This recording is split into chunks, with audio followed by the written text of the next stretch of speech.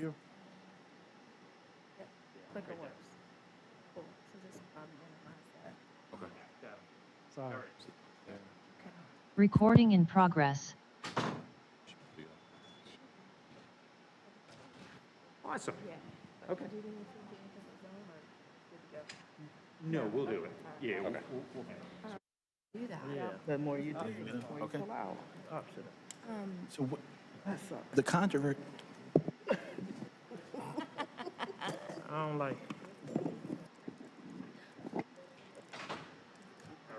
1 minute to air.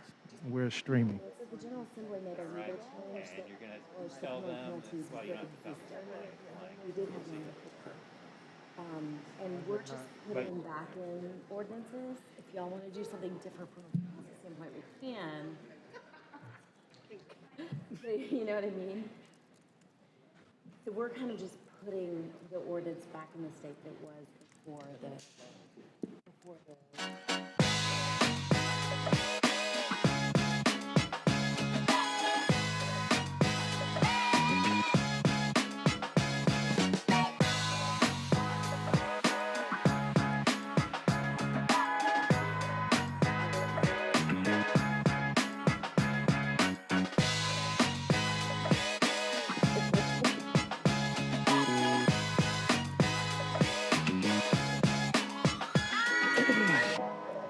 We're live. Good afternoon, Durham, North Carolina, Bull City Strong. We are here in City Hall today on a beautiful Thursday, May 19th, 2022 at 1 p.m. for our work session. I would ask our clerk to please call the roll.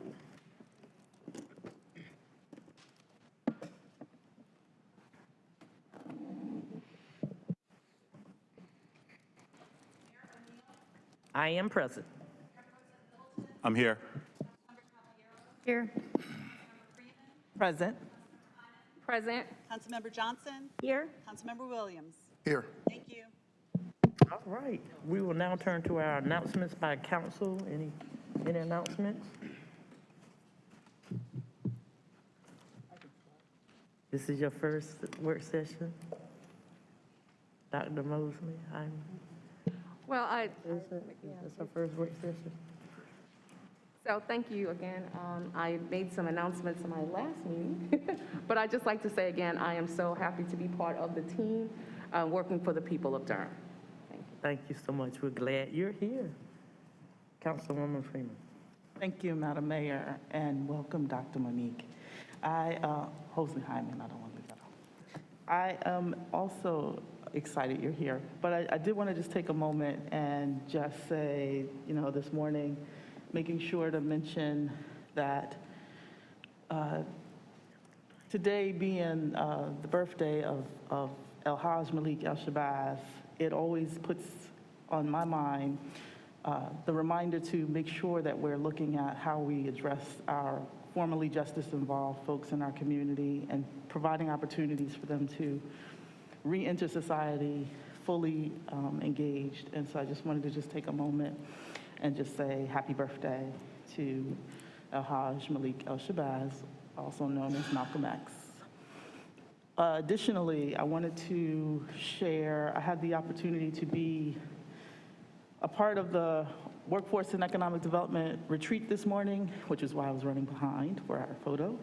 I want to make sure that I do note that there are openings in the department, and we would definitely like to see them filled. And so just making sure that folks know that those openings are out there. And that's all. Thank you. Thank you. Any further announcements? Councilman Williams? Yeah, I just wanted to say this was Small Business Month, and Durham is bouncing back pretty well. There were some small businesses in the city who saw the highest numbers that they've seen since well before the pandemic. And that's a testament to the support of our residents of the city of Durham and the tenacity of our small business community, as well as the perseverance. And I'm looking forward to ensuring that we're positioning ourselves as a city to continue to support our small business community. A strong small business community creates a strong community. So, and thank you for those that I see in the audience for being here. Thank you. Thank you both. I just wanted to highlight our BIMBY that we'll be having on Saturday, which is always a great citywide event. Please come out and join us at Whippoorwill Park. I think we have Sunshine Anderson who will be performing out there. Most of us probably know her hit song, and she was a graduate, I think, of NCCU, and there are a couple of, so it'll be a great time at the BIMBY. I've always enjoyed, have participated in it for many, many years. And also just wanted to give a shout out to Hillside High School. We will be having a parade, I think, on Saturday morning.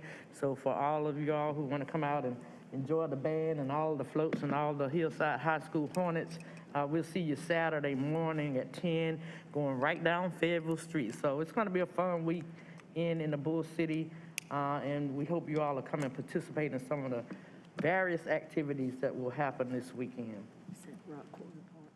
It's at Rock Quarry Park, and that's the one out there across the street from Durham Regional, Duke Regional, in the back of it, right there. Okay, so I'll be there with my dancing shoes on. So we will now turn to our priority items, and I'm sorry. Thank you. Good afternoon, everyone. Thank you, Mary O'Neill. I wanted to bring to the attention of council that I would like us to pass a resolution in favor of abortion rights and reproductive rights, and I was hoping to introduce the language of the resolution at our next work session so that we could pass it at the meeting before we go on summer break. So just wanted to bring that to y'all's attention and see if anyone, okay, thumbs up. Thank you. Yes, and thank you, Madam Mayor, for reminding me. I do want to take a moment and thank the Parks and Rec staff. They actually had the kickoff event at Halton last night, and they were doing hundreds of haircuts for young kids, and I thought that was phenomenal. I am excited that this is like 51 years of celebrating African American or African cultural arts in our city, so thank you. All right, I will turn to our city manager to see if he has any priority items. Good afternoon, Madam Mayor, Mr. Mayor Pro Tem, and members of the Durham City Council. I have 2 priority items for you this afternoon. Agenda item number 13, fiscal year 2022-23, third quarter financial report. We are prepared to make a 20-minute presentation for you this afternoon for that item. Agenda item number 33, which is 2022 first quarter crime report. We also are prepared to make a 20-minute presentation for you for that item. Those are all the items I have for you this afternoon. Thank you so much, City Manager Page. You have now heard the manager's priority items. I'm now ready for a motion for their approval. Second. Been moved by Councilman Williams, seconded by Councilwoman Freeman, that we approve the manager's priority items. All in favor would sign by saying aye. Aye. All those opposed have the same right. The ayes have it, and the motion passes unanimously. We now turn to our city attorney and see if she has any priority items for us today. Good afternoon, Mayor O'Neill, Mayor Pro Tem Middleton, members of the City Council. It's good to be with you. The City Attorney's Office has no priority items. Thank you, Attorney Rayburn. And I'll now turn to our clerk to see if she has any priority items. Good afternoon, Madam Mayor, Mr. Mayor Pro Tem Middleton, and council members. I wanted to let you know that the City Clerk's Office has no priority items. Thank you so much. We now will move to our administrative consent items, and I will read through the entire agenda, which would include our departmental items, our presentation, and public hearing items. So item number 1 is the approval of city council minutes. Item number 2, Audit Services Oversight Committee appointment. Item 3, Board of Adjustment appointments. Item 4, Citizens Advisory Committee appointments. Item 5, Durham City County Environmental Affairs Board appointments. Item 6, the Durham Cultural Advisory Board appointments. Number 7, Durham Open Space and Trails Commission appointments. Number 8, Durham Performing Arts Center Oversight Committee appointment. Item 9, Durham Planning Commission appointments.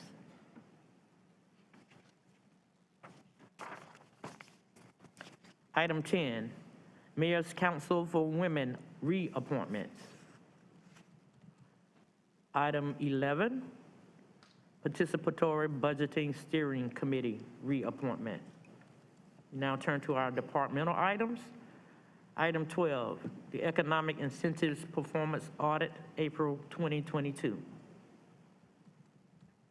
Item 13, FY 2022-23 third quarter financial report. Item 14, the interlocal agreement for the distribution of sales tax between the City of Durham and Durham County. Item 15, NC Records Retention and Disposition Schedules 2021 substantive changes. Item 16, approval of amendment number 1 to contract 18597 for legal aid of North Carolina, LANC, to administer the Emergency Rental Assistance 2 program. Item 17, contract with Fulcher Electric for the construction of NCDOT-owned traffic signals in Durham.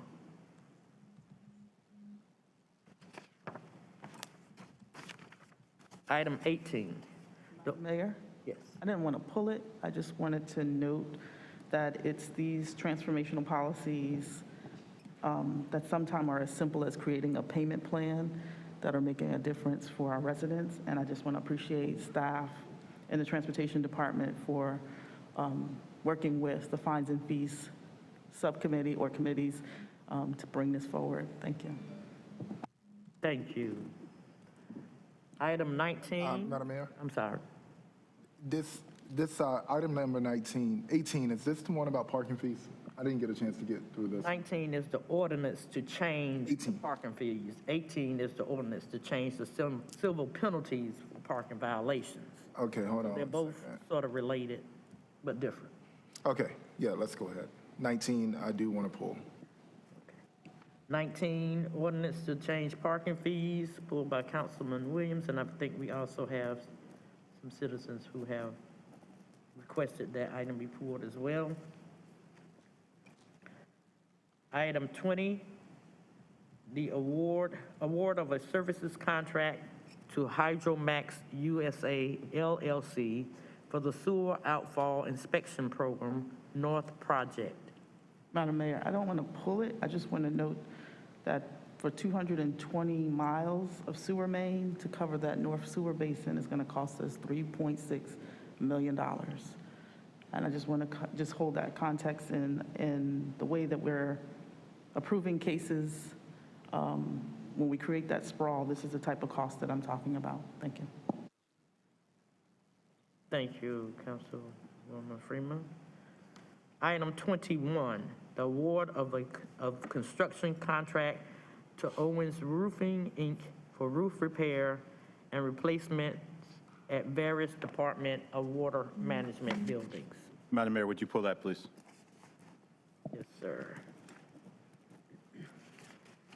Item 22, ordinance amending Chapter 7, Article 7 of the City of Durham Code of Ordinances, which regulates cross-connection control. Item 23, water distribution system study, hydraulic model update, and Western Intake Partners discharge analysis award to McKim and Creed Incorporated. Item 24, the annual insurance plan FY23. 25, the April 2022 bid report. Number 26, FY 2021 through 22 Capital Improvements Project, CIP, Budget Amendment, Project Closeout.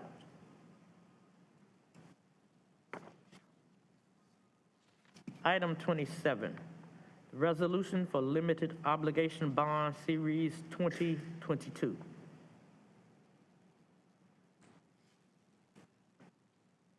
Item 28, the Cooperative Group Purchase Contract, 1 fire rescue truck. Item 29, the Cooperative Group Purchase Contract, 1 mid-mount aerial platform fire truck. Item 30, 2022 Durham Environmental Affairs Board Interlocal Cooperation Agreement. Item 31, resolution supporting the installation of public art at select bus shelters and associated encroachment agreement with the North Carolina Department of Transportation. Nice artwork, I must say. Item 32, contract amendment number 1 for FY 2022 through 23, city services and programs for the Downtown Durham Municipal Service District between the City of Durham and Downtown Durham, Inc. Item 33, 2022 first quarter crime report. Public hearings. Item 34, public hearing for the city manager's proposed fiscal year 2022 through 23 budget and fiscal year 2023 through 28 capital improvement plan, CIP.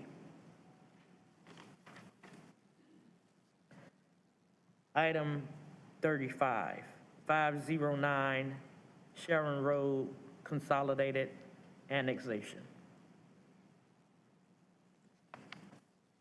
Item 36, Highgate Commercial Zoning Map Change. Number 37, public hearing and proposed economic development incentive agreement with Green Solutions LLC.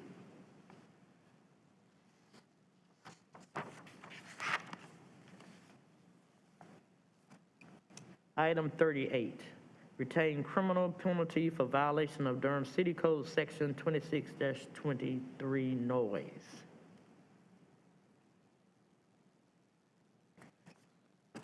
And that will be all that I have for our agenda.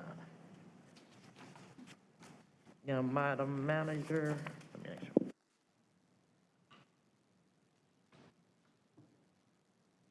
I do want to pull item 38.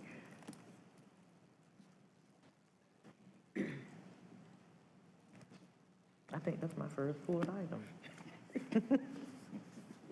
All righty. Okay, now, Madam Manager, here's what I have for the pull items and presentations for pull items, item 19, 21, and 38. And then we have two presentations, and I think you have both, you talked about both of those. Would that be correct? Yes, 13 and 33. 13 and 33. All right, and so we are in agreement. So now, I do think we have a couple of citizens' matters as well that we will take up at this time. Let me check with the city manager.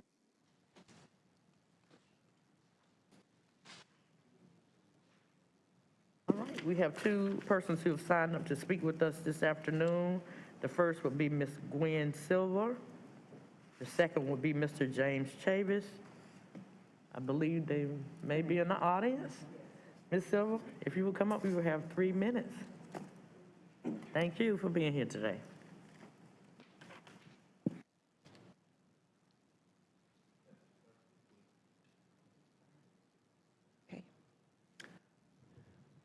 Good afternoon, Mayor O'Neill, Mayor Pro Tem Middleton, City Manager Wanda Page, other administrators.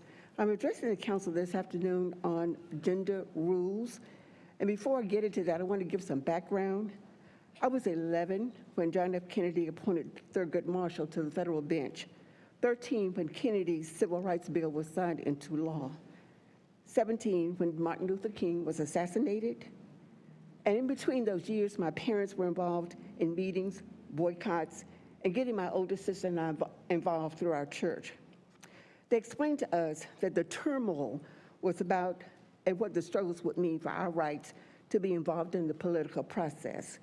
My first attempt to speak at a city council meeting was in Henderson, North Carolina, Vance County, where all elected officials were white. I signed up to speak on unpaved streets in our Black community that was 1 block from our Black high school.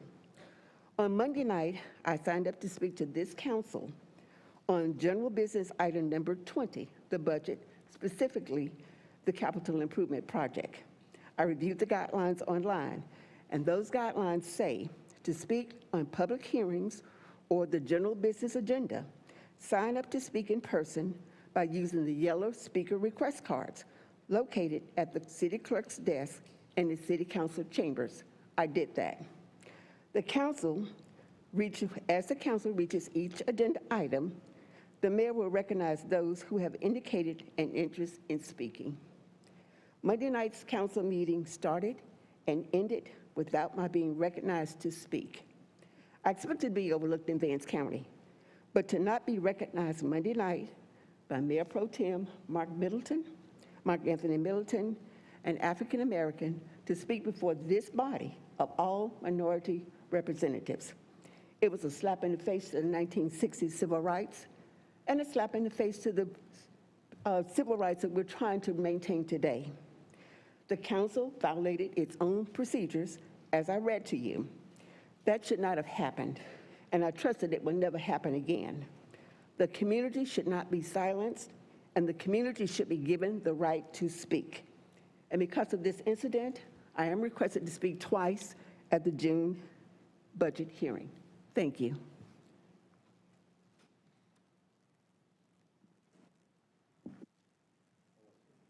Thank you, Ms. Silver. We'll now recognize Mr. James Chavis.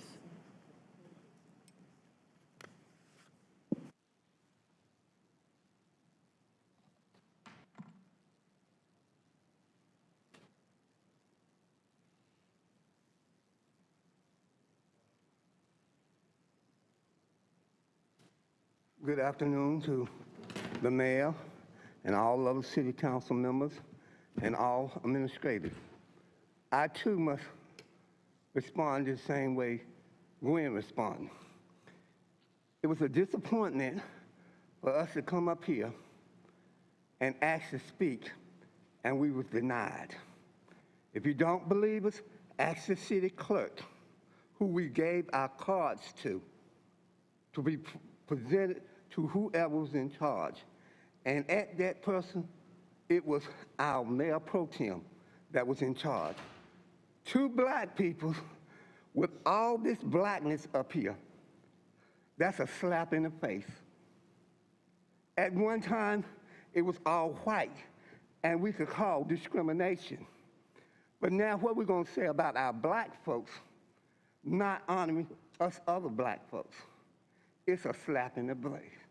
And this must not happen again, because we have the right to come up here and speak, whether you want us to or not.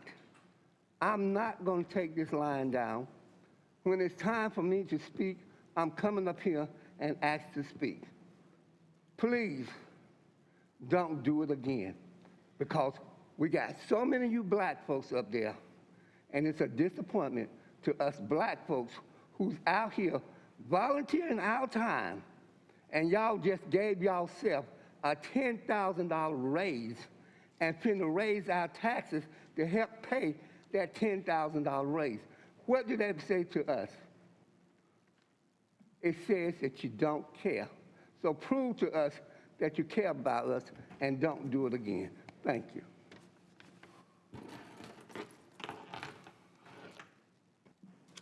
I'm going to have an alternative. You can do it. You can do it. Go ahead. Thank you. Thank you, Madam Mayor. Good afternoon. Good afternoon, honorable colleagues. Good afternoon to everyone in the chamber and those watching at home. I want to thank our residents for coming out and speaking today at the time that's allotted for folk to speak. Our residents alluded to the Monday night meeting where Her Honor was traveling, and I did preside, and I want to be clear for those in here in chamber and those watching at home. On Monday night, we have consent items that you can pull from the agenda and speak. The manager's presentation on the budget was a general business item. It was not a public hearing. It was a presentation, and it was slated at that way. There will be a time for folk in the community to respond to the manager's budget request. I think we have work sessions, 2 work sessions this month, and then we will have a public hearing in June on the budget. Monday night that general business item was not an item that could be pulled and spoken on. It was advertised as a general business item and a presentation. Any item that's on the consent agenda, you can pull and speak on. So I just want to make that clear. And finally, I'll just say, if anybody thinks in this city that Mark Anthony Middleton silences black people, well, we can talk after the meeting. Thank you, Madam Mayor.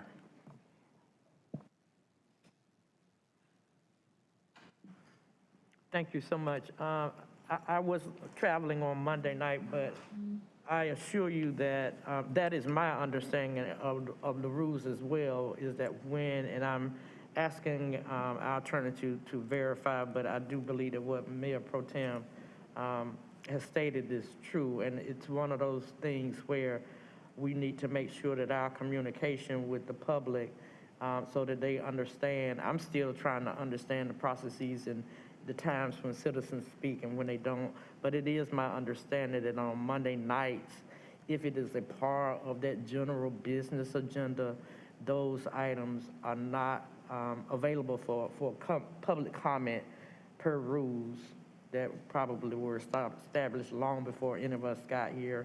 But on today, on work sessions, is normally when we have the opportunity for the public to comment on things that are on the agenda. But I'm asking our attorney to take a look at, to make sure that that is correct. But I believe that what Mayor Pro Tem has stated is correct. So it wasn't an intent to silence anybody. Like you all indicated, we are public servants.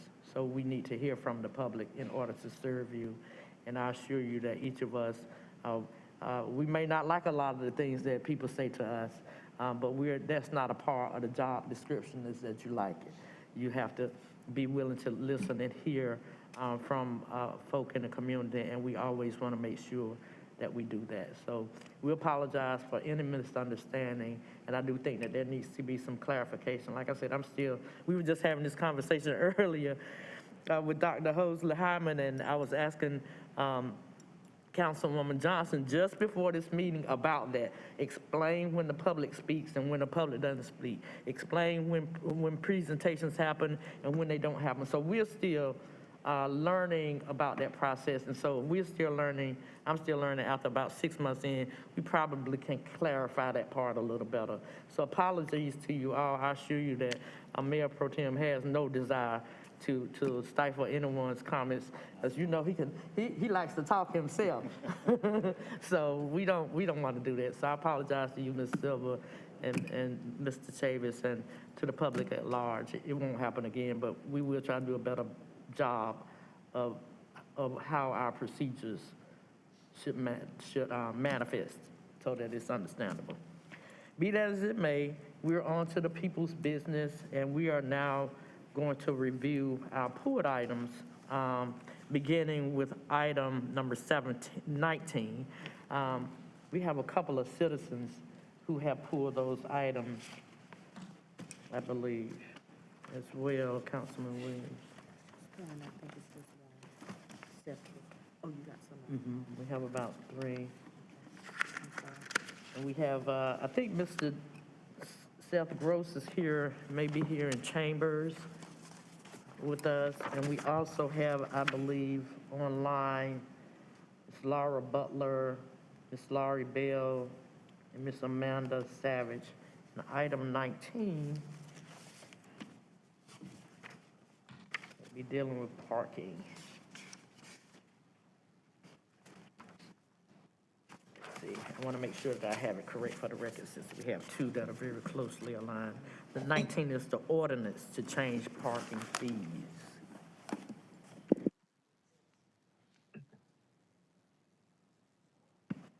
Mr. Gross, you have the floor for 3 minutes, sir. Thank you so much for being here. Good afternoon, Mayor and City Council. My name is Seth Gross. I own 2 restaurants in downtown Durham. I'm here today to express my opposition to the proposed enormous increase in parking rates for downtown Durham. Restaurants are still struggling post-COVID. Mr. Gross, would you suspend for a minute? Madam Clerk, the clock's not running. Oh, I got extra time. All right. While I know the city has held off raising parking rates, the proposed rate of $2.50 an hour is a 67% increase in parking costs. This is a huge burden for both our employees and for our guests. Can you imagine if you came into our restaurant and a burger was $10 on Monday and then came back the next day and it was $16.70? I think you'd be outraged at the increase. Raising parking rates will hurt small business in downtown Durham. One of the biggest complaints we face every day is the current cost of parking. No matter whether you believe it is in line with our neighboring cities, guests still complain, and we take the brunt of that. Once again, we're put on the front lines to figure out how to speak to angry customers who complain to us about parking costs while we do not control the price. When a guest comes in to eat in our restaurant, they have to factor in the cost of parking for an hour or two into their meal. If you pay for 1 hour of parking, that $10 hamburger is now $12.50 at the new rate. Raising parking rates will hurt small business in downtown Durham. Bear in mind that small businesses rely on foot traffic and people driving into the city to shop and eat. These people who come downtown are frustrated by the additional cost of parking. Raising parking rates will hurt small business in downtown Durham. Our businesses are still trying to recover from the last 2 years. We're hurting financially. For us, business has not returned to where it was in 2019 yet.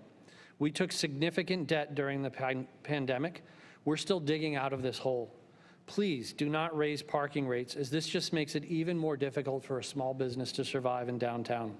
Raising parking rates will hurt small business. Maybe most importantly, the cost of parking is hurting employees. These are the people who work in the city, and it adds a burden to hire employees. We frequently have candidates decline to work simply because parking is difficult to find and it is expensive. Raising parking rates for an employee means they have to give up about their first hour of pay if you work a full day shift. So your first hour just goes to paying for parking. Many see this as a deterrent, and they'd rather work outside the city where parking is abundant and free, such as at South Square or South Point Mall. As a result, we're now subsidizing parking for our employees. This is an additional financial burden to my businesses just to maintain employment at a time when employment is once again at an all-time low. Raising parking rates is hurting downtown Durham. Ladies and gentlemen, businesses are not the bad guys, and raising parking rates feels like a penalty to us. We're the ones who are employing people who typically do not have PhDs or master's degrees or even college degrees. We employ those people that have high school degrees and GEDs. We're the ones who help keep the city workable and livable, and we're the businesses that give people a second chance. The City Council needs to make decisions that are business-friendly and allow businesses to prosper. The return on investment will be far greater than raising parking rates. Thank you very much. Thank you, Mr. Gross, for being here today. Ms. Butler? Ms. Laura Butler?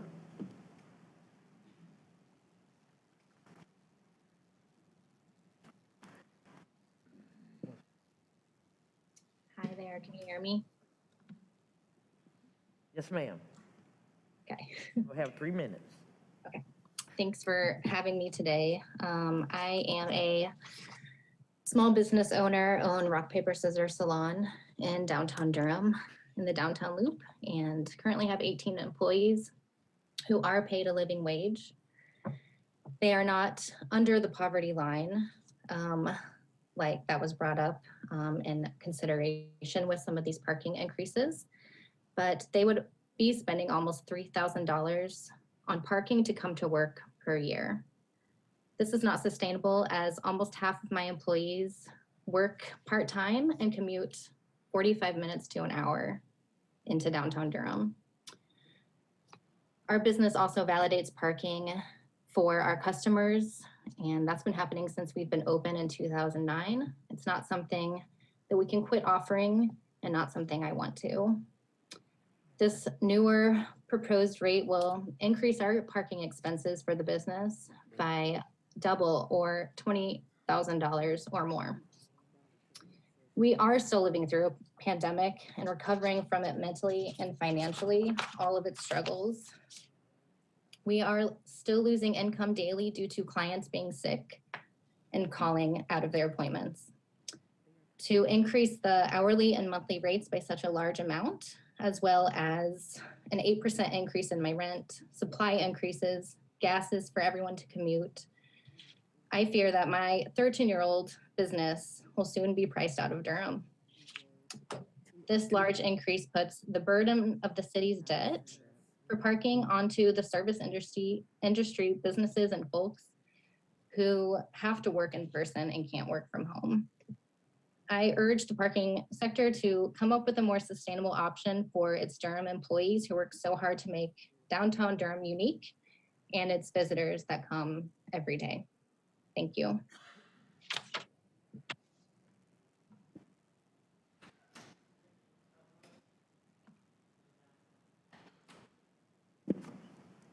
Thank you, Ms. Butler. We will now turn to Ms. Bell.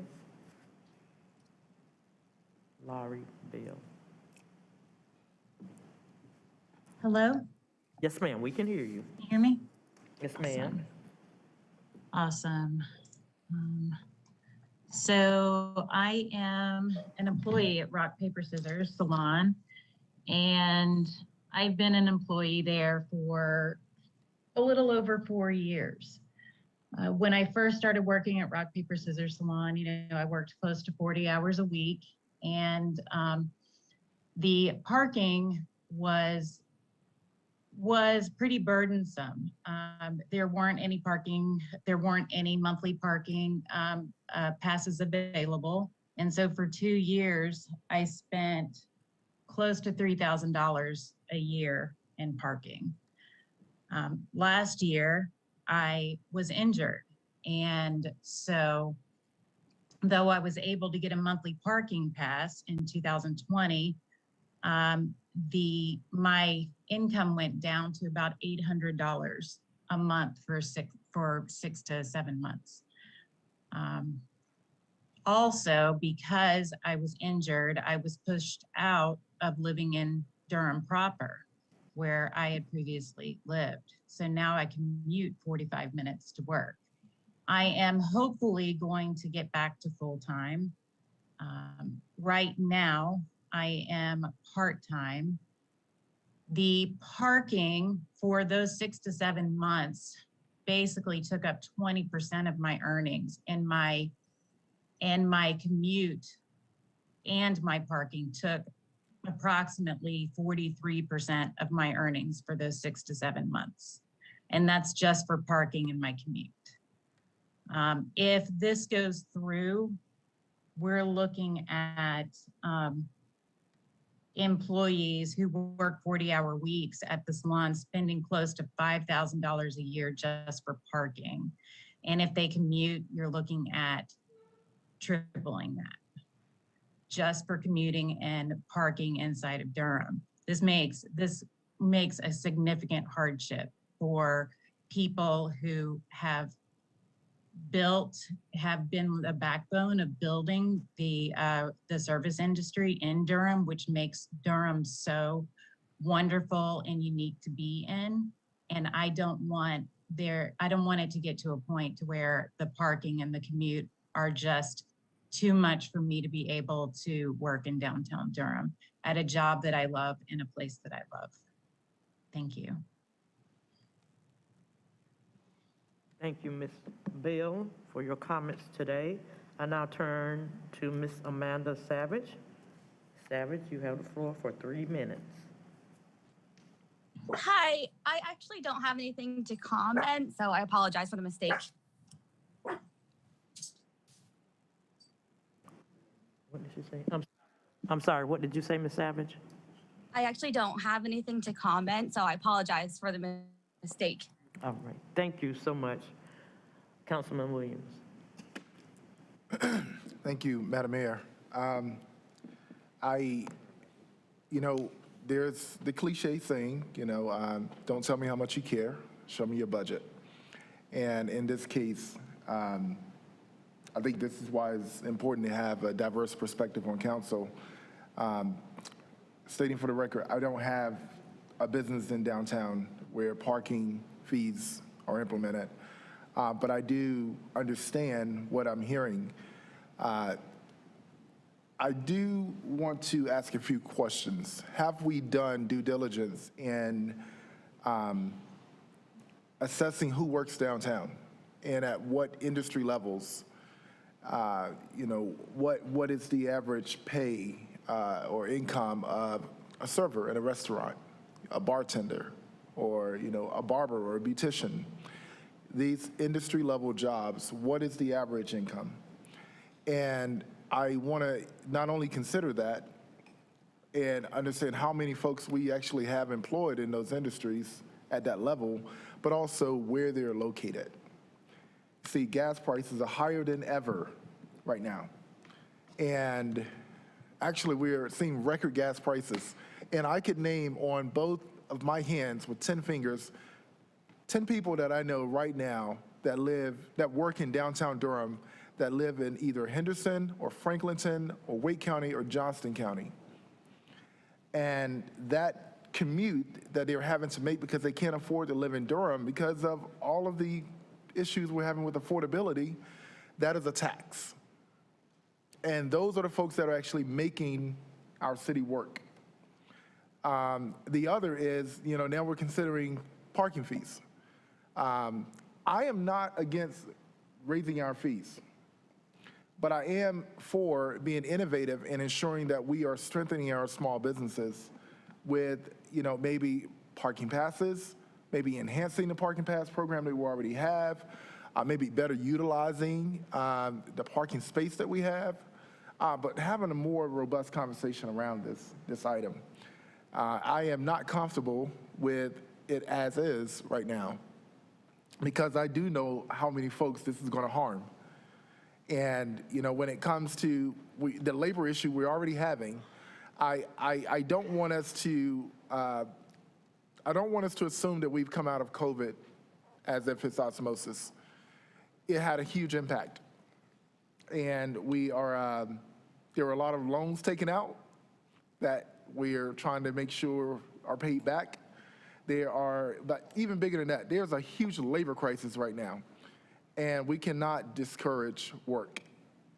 So I want us to be consistent. If we're going to keep, if we're going to keep the buses free, because we want to make sure that we are sensitive to COVID, and we have federal funds to help with that, then we need to also find a way to not create a punitive environment for the folks that actually work in downtown.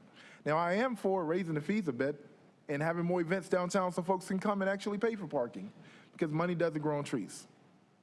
But I do want us to be sensitive to, I want my colleagues, I want all of us to be sensitive to what we're saying when we're considering raising the fees for those who are actually working in downtown.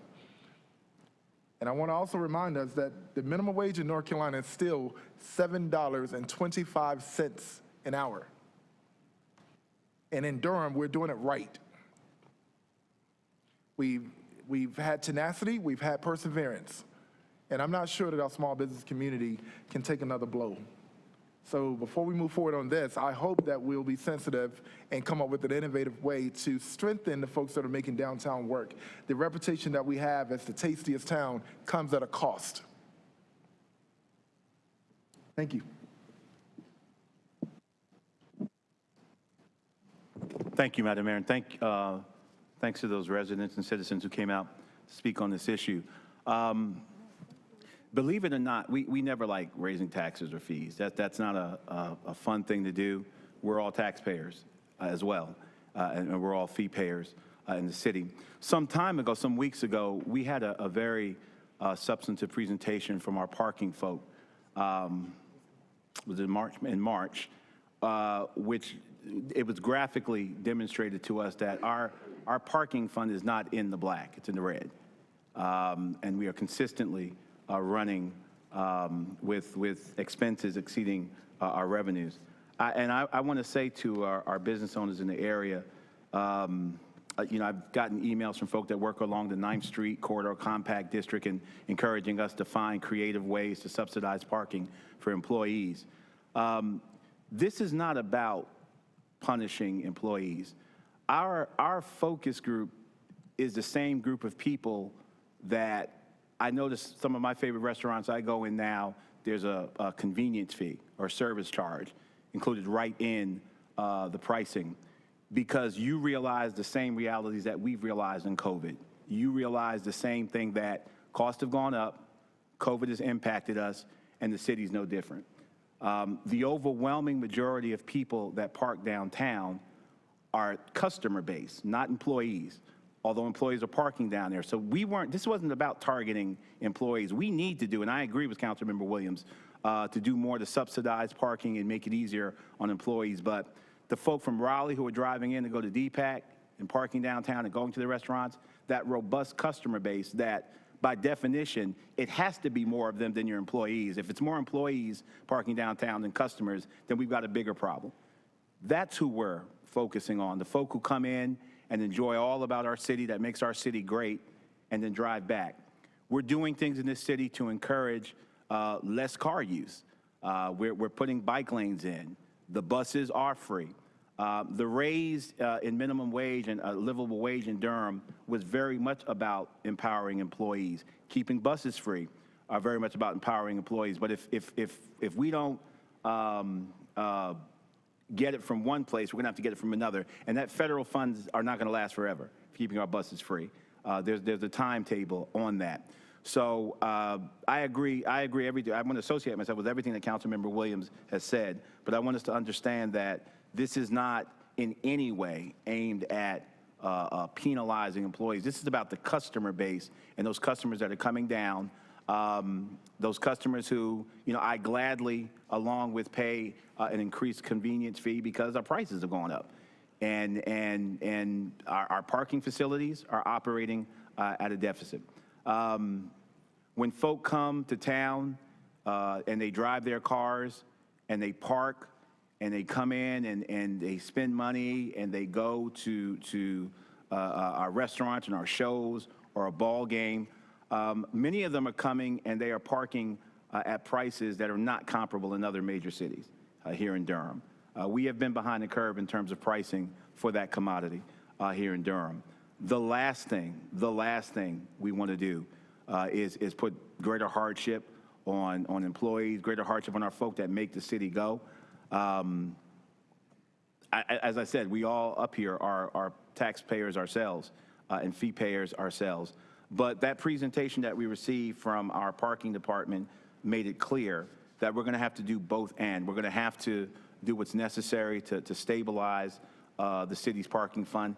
And as Councilmember Williams has said, we cannot relent or take any breaks from finding creative ways to help our employees and those that make the city go every day. I'm hoping that we will reach a place as a metropolis. You know, no great metropolis can consider itself great until it crosses that threshold where the entire city can be negotiated without a car. You have to be able to access what makes the city great and leave your car at home. That's a threshold you have to cross as a city in order to be considered great. And I hope that we'll continue to do the work to be multimodal and make other options viable for folk to travel, particularly for those of our folk who work downtown and throughout the city and who make our city go. So I associate myself with everything Councilmember Williams has said. We heard the presentation. I support the fee increase, but I also will not relent on finding ways to relieve burden on those that work. As restaurant workers and others have had to find ways to subsidize your revenue as well. Cities in the same position. Thank you, Madam Mayor. Councilwoman Freeman. Thank you, Madam Mayor, and I appreciate Mayor Pro Tem Middleton's comments and also Councilmember Williams as well. I just want to say to the residents that did speak, or folks in the community who did speak, that I hear you, and I think that I did a disservice in not pulling item number 18 so that you had a kind of context of how this process moved along, because there was an in-depth look at incomes and pricing and a focus group. There was a lot of that work done over the last few years, and I was just trying to figure out if Mr. Leathers was going to respond or if he was available from the Transportation Department. Okay, but I think that would probably be the best way to hear about the item and the information before I make any additional comments. Thank you. Yeah, I think we're all on the same page. We want to make sure we can take advantage of building more revenue, through our parking, because it is in the red, while also finding a way to support, the folks that are making downtown what it is. And we have that context to work on. So I think we're in good shape. We want to make sure we can do the both and. And great, and I do want to make sure that I do add that Downtown Durham, Inc. is working in partnership with the parking department to make sure that there are resources in place. We had this issue a few years ago, and we heard you. We're not trying to lose our employees in our small businesses. That is not at all missed on me. I know that each and every time that any rate raises, there's going to be some fallout. What our hope is that in that equitable approach, we'll find ways to kind of gather those areas that are specific to employees or small businesses or what have you in buckets that aren't generalized. But this increase is necessary. I do want to say that. Because we cannot have crumbling parking decks. Thank you.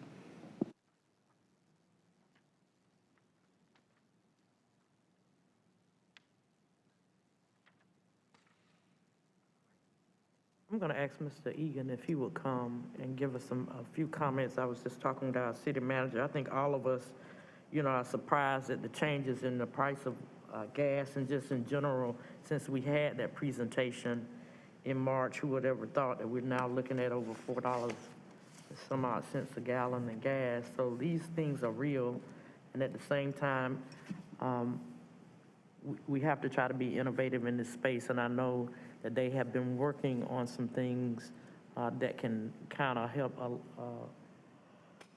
allay the fears of that being a cumbersome amount in terms of workers. So is Mr. Egan? Yes, I'm available, Madam Mayor. If you could speak to what you've been working on specifically for people who are working in downtown Durham. Absolutely. Good afternoon, Madam Mayor, Mayor Pro Tem, and members of council. Sean Egan, Director of Transportation.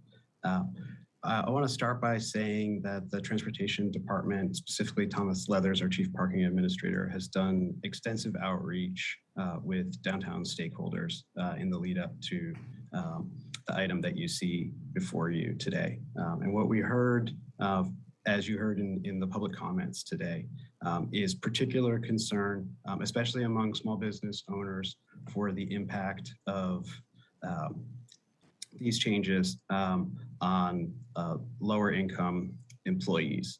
And so what we've been working on in response to that outreach and engagement, and really it was very helpful to hear that from the small business owners. There was a concern about their customers, but we heard overwhelming concern from those small business owners about potential impacts on their employees.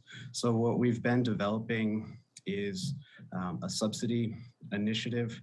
This is similar to work that we did in 2019 for evening parking permits, where we provided what's effectively a discounted parking permit to restaurant and hospitality workers at the lower end of the income scale to reduce the cost of parking for qualifying individuals. This is similar in many ways to what you see with the hardship fund for water bills, where we set up a parallel subsidy that's outside of the parking fund that would come from general fund resources that addresses hardship and needs. And we're still finalizing the design of the subsidy, but our plan is to effectively offer a half-price discount to qualifying individuals who have incomes up to 200% of the federal poverty level. For a family of two, that's about $34,000. For a family of four, that's about $54,000 of household income. And so that would be done outside of the rate structure. It would be done as a subsidy voucher program, but the effect on the parking customer who qualifies for this would be a 50% reduction from the advertised rate. So for a monthly rate, the item before you has $140 at the monthly rate. That's an increase from the current rate of $100. This would reduce that to $70 a month. So the effective impact of the combination of the proposed rate changes and the subsidy voucher program would be a reduction from $100 a month today for monthly to $70 a month going forward with the new rates and the voucher program. As the Mayor Pro Tem indicated, the overwhelming majority of parking permit holders are folks who are coming into office jobs who would not qualify for the voucher and subsidy program, but we want to make sure that as we implement this new set of rates, that there is an opportunity for qualifying individuals up to 200% of the federal poverty level to receive actually a discount. Like I said, a 30% discount in the cost of monthly parking. And so we think that this is responsive to the overwhelming concern that we've heard from our downtown stakeholders, and it aligns with equity initiatives that we've done previously in parking and that the city does with our water customers as well to address some of the hardship experienced by members of our community. So that is still in development. We would bring it forward as a separate item, but we think that that subsidy initiative would respond to the concerns we've heard from stakeholders as well as the residents who spoke today and our city council members who spoke today. So I'm happy to answer any questions about that initiative. Thank you, Mr. Egan. I believe those are all of the speakers for item 19. I want to briefly revisit, as our attorney has now looked, I see Mr. Chavis and Ms. Silver have left the chambers, but I did want to ask our attorney, we're all going to learn today about some of our procedures. So she has been able to find how this is actually supposed to work from the legal perspective. Attorney Rayburn. Thank you, Madam Mayor.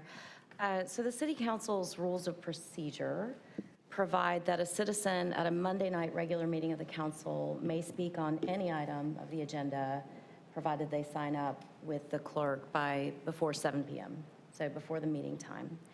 The notices that go out from the city clerk's office to encourage citizen and resident participation in our meetings also invite speakers to sign up on any item on the agenda, and that does include public hearing items and general business agenda items as well.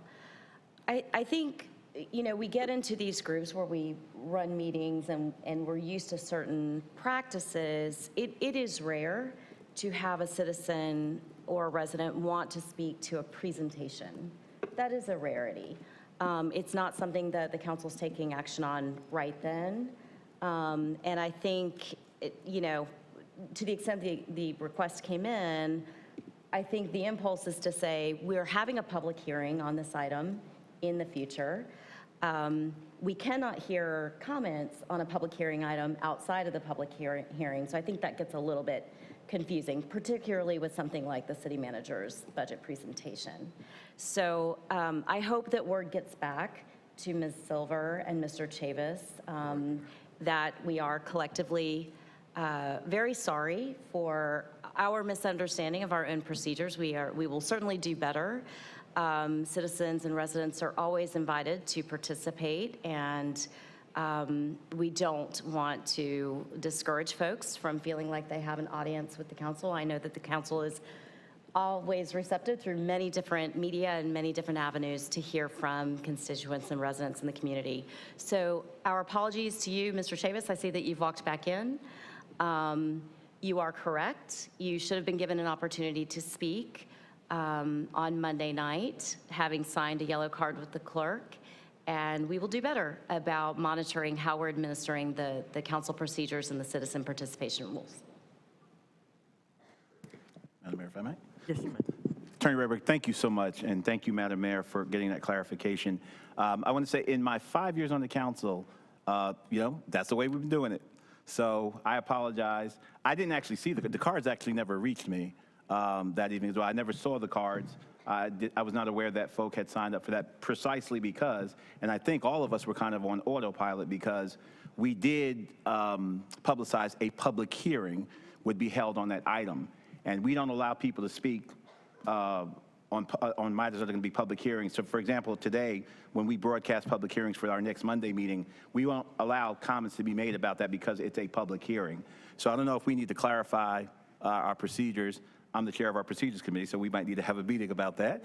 But we have always had the manager's presentation and then allowed citizens to come and make a presentation or make public comments on the budget part since I can remember watching council meetings even before I've been on the council. So deepest apologies. I didn't see the card. It was not put in front of me, and my suspicion is that it's because we were all kind of operating under that assumption. But thank you so much, Madam Mayor, and thank you. And I hope that Mr. Chavis, you and others will come on the day when we do have our public hearing for the manager's budget, and we will govern ourselves accordingly moving forward.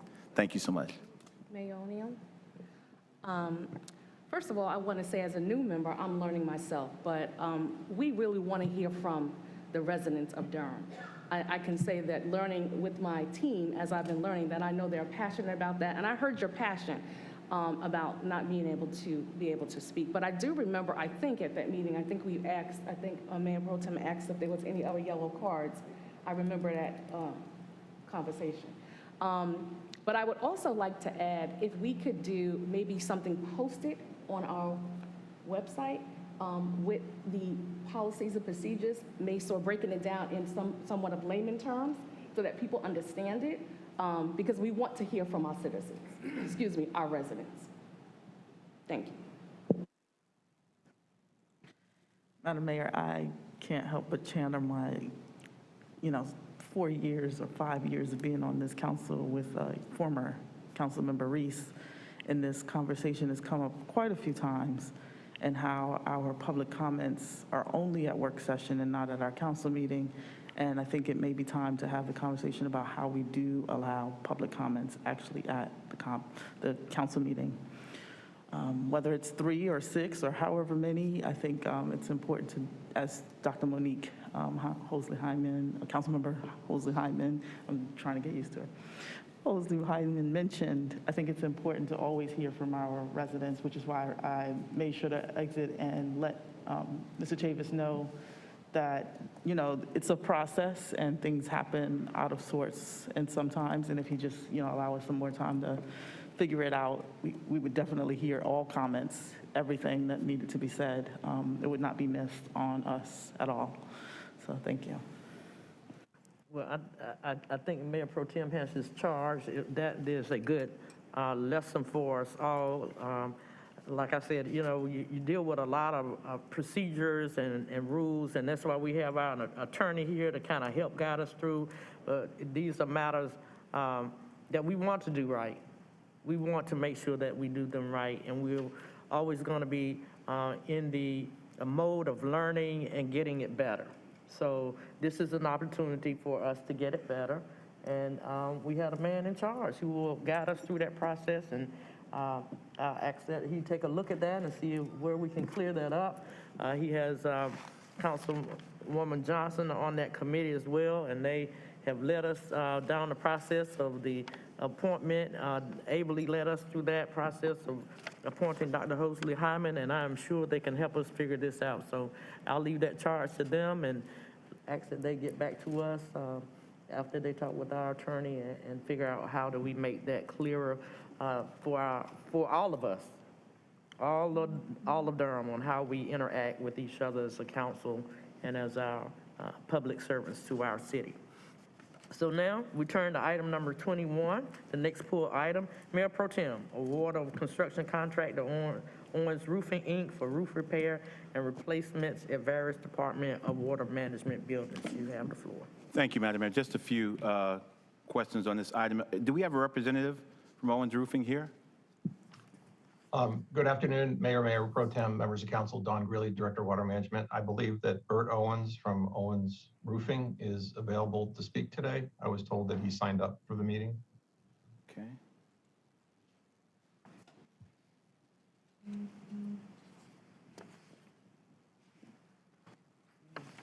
I believe he's available now for your question, Councilmember Middleton. Mr. Owens, can you hear me?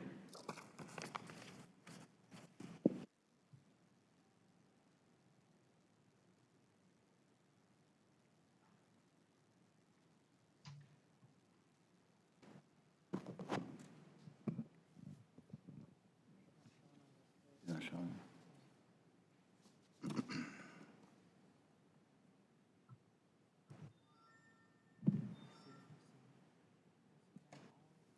Madam Mayor, I see him. Mr. Owens is in the queue, but he is not speaking. Looks like his hand is up, and does he need to unmute himself? Bert Owens? And it looks like his microphone is hot.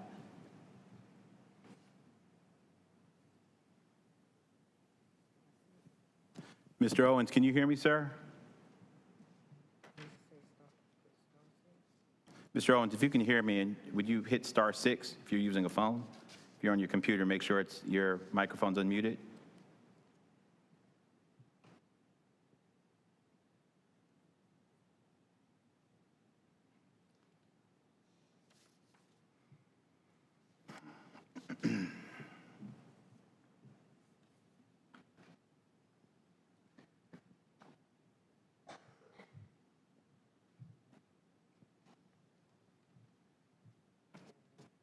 I see him in the queue, but I can't.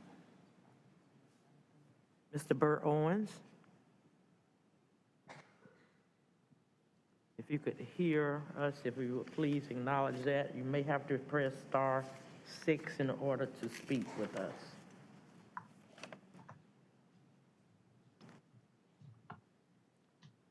Not Council Mayor Pro Tem, I just ask that you raise your issues and maybe he'll work on it while you're. Yeah, Madam Mayor, I'll just yield back. If we can get them later, I don't know if there were any other pulled items, but I can.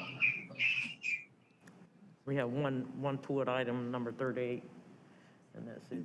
So you want to come back? Yes, to that ma'am, one? if Okay. with your permission. Sure.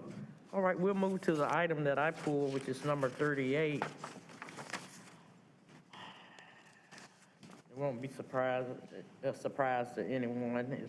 It's to retain a criminal penalty for violation of Durham City Code, Section 2623, the noise ordinance.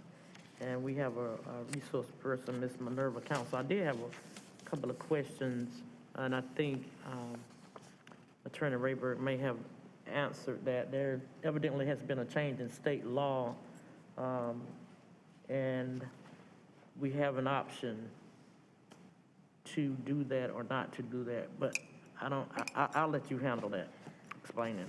And I also note that Chief Andrews is here in the audience, so I may call on her as well, and also Police Attorney Tony Russ is with us as well.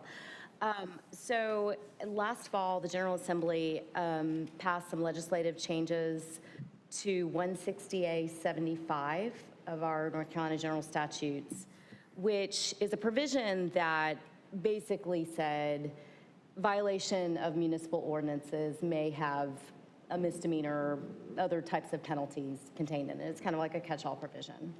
In addition to that, the city had a provision in its city code, 1-9, that was also a catch-all provision.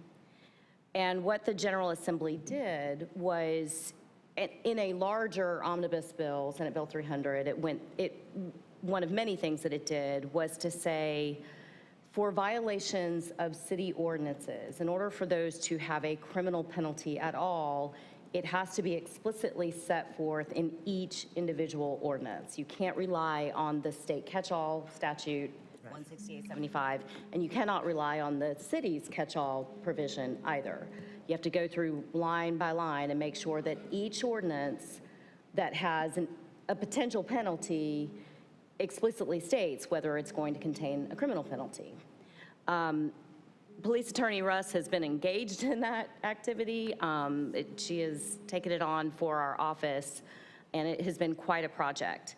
We anticipate bringing all of those ordinances to the City Council after the summer break, just for you all to authorize the amendments needed. What we are doing is not necessarily adding a criminal penalty that was not there before. Previously, our noise ordinance would have reverted to our 1-9 provision in our city code and to 16875 to find a criminal penalty should that be needed for enforcement. Right now, the noise ordinance does not have that available. And so if we want an entire toolbox, the entire toolbox that previously existed, we would add the language that I have put before you in this supplemental item today. I understand that if City Council wants to not have criminal penalties for the noise ordinances or others, that is certainly your prerogative. We can do that. I would rely on the public safety folks, the law enforcement folks to kind of address whether that would be the best approach for something like the noise ordinance. I don't know how often we need to rely on having a criminal penalty available for noise ordinance violations. My guess is it is for repeated violators of an ordinance and egregious violators of an ordinance. It's not something that we do routinely and with every noise ordinance violation. But we have pulled it out of the larger group of ordinances because more recently we have been getting quite a few complaints as officers are called to respond to noise issues in the community, and residents learn that there is no potential to impose a criminal penalty for violations of the noise ordinance. So I'm sorry, Councilmember Caballero has a question. Thank you. I was just curious. I know there had been lots of discussion around actually updating our noise ordinance because it's very dated unless it has been updated. In fact, I think it mentions a phonograph in it. And so I'm just curious because we've had some incidences where the noise ordinance didn't, at least in my mind, protect or provide cover either way for what I consider just, you live in a city, sometimes it's noisy. You decided to move an apartment where a drumming group meets at 6 p.m. Right. So in general, I do have more questions around this item because I don't think, I think the Environmental Affairs Board had taken up the noise ordinance updates. And so I guess that's something that I would like more information on. I do too. You know, when you start talking about moving to misdemeanors, I always think of the long-term lifetime consequences to having that if you are convicted, and certainly that is one of the tools in the toolbox. But I wanted to know for certain things if there can be a monetary fine because money can sometimes be a great deterrent. Rather than a criminal record, which has a whole lot of societal consequences when people start picking up criminal records and noise about ordinance violations can be egregious. I've seen those many times for people who are repeated, but sometimes money can be a greater deterrence in certain instances if people start getting fined and that money goes up higher. So I just wanted to know if there's some wiggle room in that, or does it just constitute the charge of a misdemeanor, or is there some flexibility to add monetary consequences? I'm going to ask Senior Assistant City Attorney Russ to come to the podium to address that.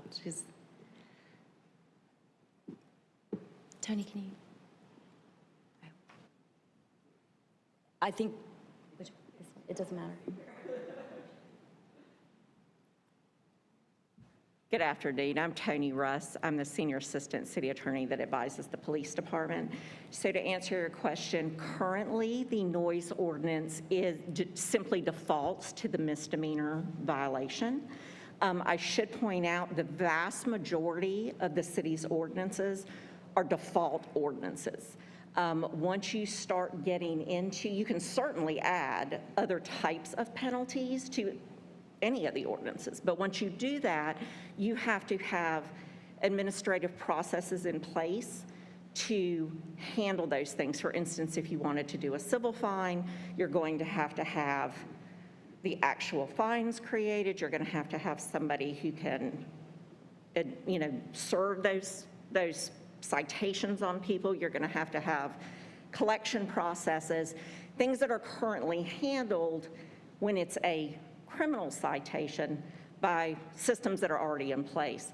Now, to address your concern, which of course it was a concern of the legislature as well, they added into this bill when they put the provision about putting the penalty into the ordinance.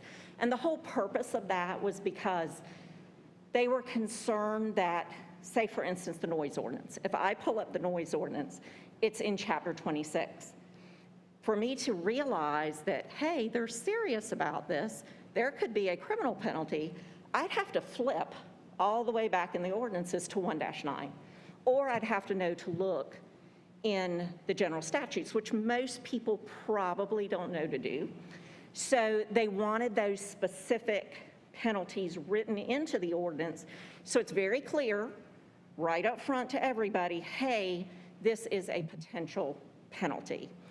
They also added in that bill, though, a provision that says if you get charged with an ordinance violation and it's criminal, you cannot be convicted of it unless the state can demonstrate that they have had 2 charges for that same offense in the last 30 days, which would be highly, highly unusual. So they built in sort of an affirmative defense. Mayor Pro Tem. Thank you, Madam Mayor, and thank you, attorneys, for clarification. I almost see this as when we do kind of the omnibus kind of technical revision kind of things, just kind of correcting language and making sure language is compatible throughout. My sense is that and Durham PD is just not hauling people downtown for noise violations. I mean, most times it's a warning and they'll come back maybe and the discretion that's been exercised in Durham over the years, this is just something, it's almost like a solution in search of a problem. I think that what we've been doing has served us well. I think in terms of just, making sure the language is consistent throughout the ordinance, as the attorneys have told us, basically just codifies what we're already doing. I don't see this as a kind of a major departure from what we've been doing. If I thought that we were, somebody has their radio up loud and we're bringing them down, town, first offense, and I would be the first person making noise about it. But I see this as, at least based upon my hearing of what Attorney Rayburg has said and Attorney Russ has said, that almost like I said, when we do those omnibus kind of things, just to make sure the language is consistent and tight. So I have no issue with it, for what it's worth. Thank you, Madam Mayor.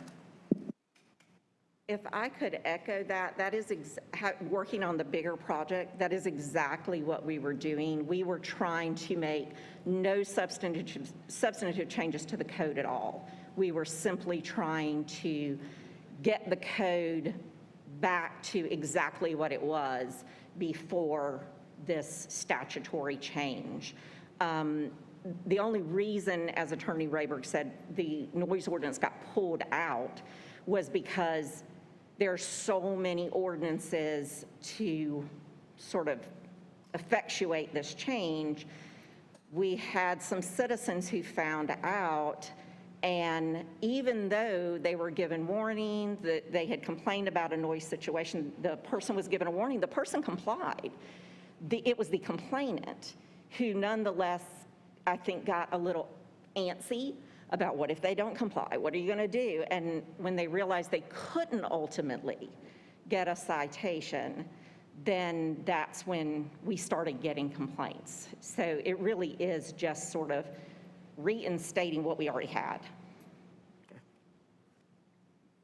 Thank you for the clarification. Thank you for the clarification.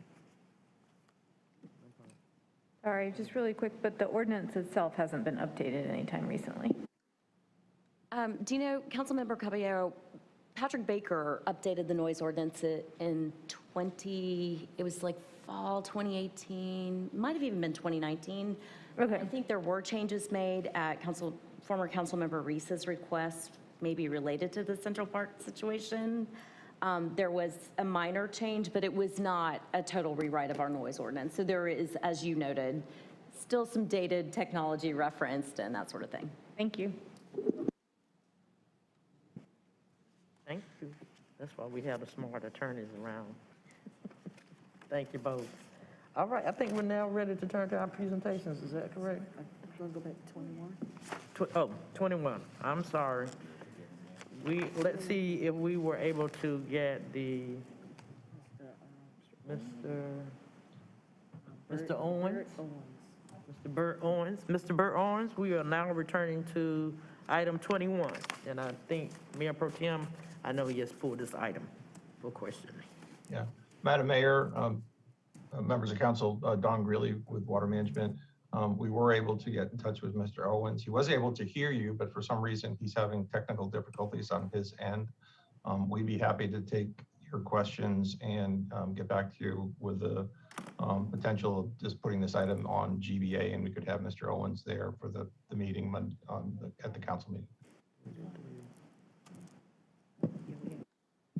At your discretion. We can put it on GBA. I don't have a problem with that. Thank you. Thank you, Madam Mayor.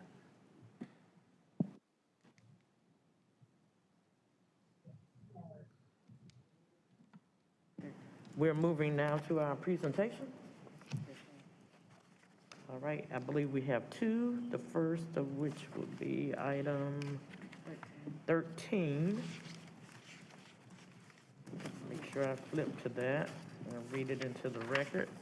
First presentation would be item 13, FY 2022-2023, third quarter financial report. Mr. John Allure will give us that presentation, and then we will have item 33 will be the next one,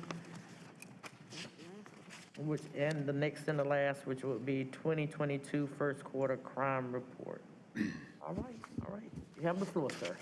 Great. Good afternoon, Mayor O'Neill, Mayor Pro Tem Middleton, members of council. My name is John Allure. I'm the Director of Budget and Management Services, here to present to you the third quarter financial report. This report is presented 4 times a year in conjunction with our partners in the finance department. The finance director, Tim Flora, is on the call, also available to answer any questions you may have. We kind of divide up the work here, so although I'm in front of you at this point, when we come before you again for the fourth quarter financial report, which will be in September, it will be Tim Flora speaking at that time. And we'll start with the general fund, and what I would say overall with, first about the quarterly reports, it's a point, it's 4 times a year where we take the temperature of where we're standing with our actual performance versus what we predicted would happen. And of course, the third quarter report is the most predictive. You have the most data, the first quarter report being the least predictive. So right now, we feel very confident that it's what we're seeing with 3 months remaining in the fiscal year it's good news, but. So I'll start with the general fund and with expenditures, and the expenditures is the but portion. What you'll see here is sometimes we call it a positive variance. Really what that means is the department is under budget, and that's good news. It's bad news because of the reason. So one thing I'll point to there is you see a lot of departments here returning funds, which is good, which then goes to our fund balance. But in particular, I'll cite the second item, which is the budget department, returning $400,000. That's very good. You think we're being very fiscally responsible. But the reason for that is the reason that we're seeing throughout the situation we're going through right now is vacancies. We currently have about 50 vacancies in the department. So I will certainly make a pitch right now to say on the city's website, we are advertising for both a budget analyst and a strategic analyst, and we welcome anyone who would like to apply. Moving on with the departments, the one oddity you'll see there is with the fire department, and you'll see that they have a negative variance, meaning that they are going over budget. And that has to do with the mid-year salary increases. That was something that was planned but not budgeted. So certainly, but we have areas with the other surpluses that can cover for that. The reason you're not seeing that in the police department is, again, they certainly had a mid-year increase as well, but they have a number of vacancies that can absorb that, and that's why you're seeing it that way. This is just another way of looking at expenditures, looking overall at the savings in personnel, the savings in operating expenditures, et cetera. So overall, with the expenditure, year-end expenditures projected $4.4 million less than budgeted, split up between personnel savings and operating cost savings, with the fire department as the only department projected to go over budget due to the mid-year pay increases. Moving on to the revenues, it's a very good story. We alluded to this somewhat in our one-on-one conversations. Property taxes predicted to come in over budget by approximately $2.3 million. Sales tax by $6.8 million. Again, very, very good news. This is the basis on which we then project and make our decisions on putting together a proposed budget, which you saw on Monday night.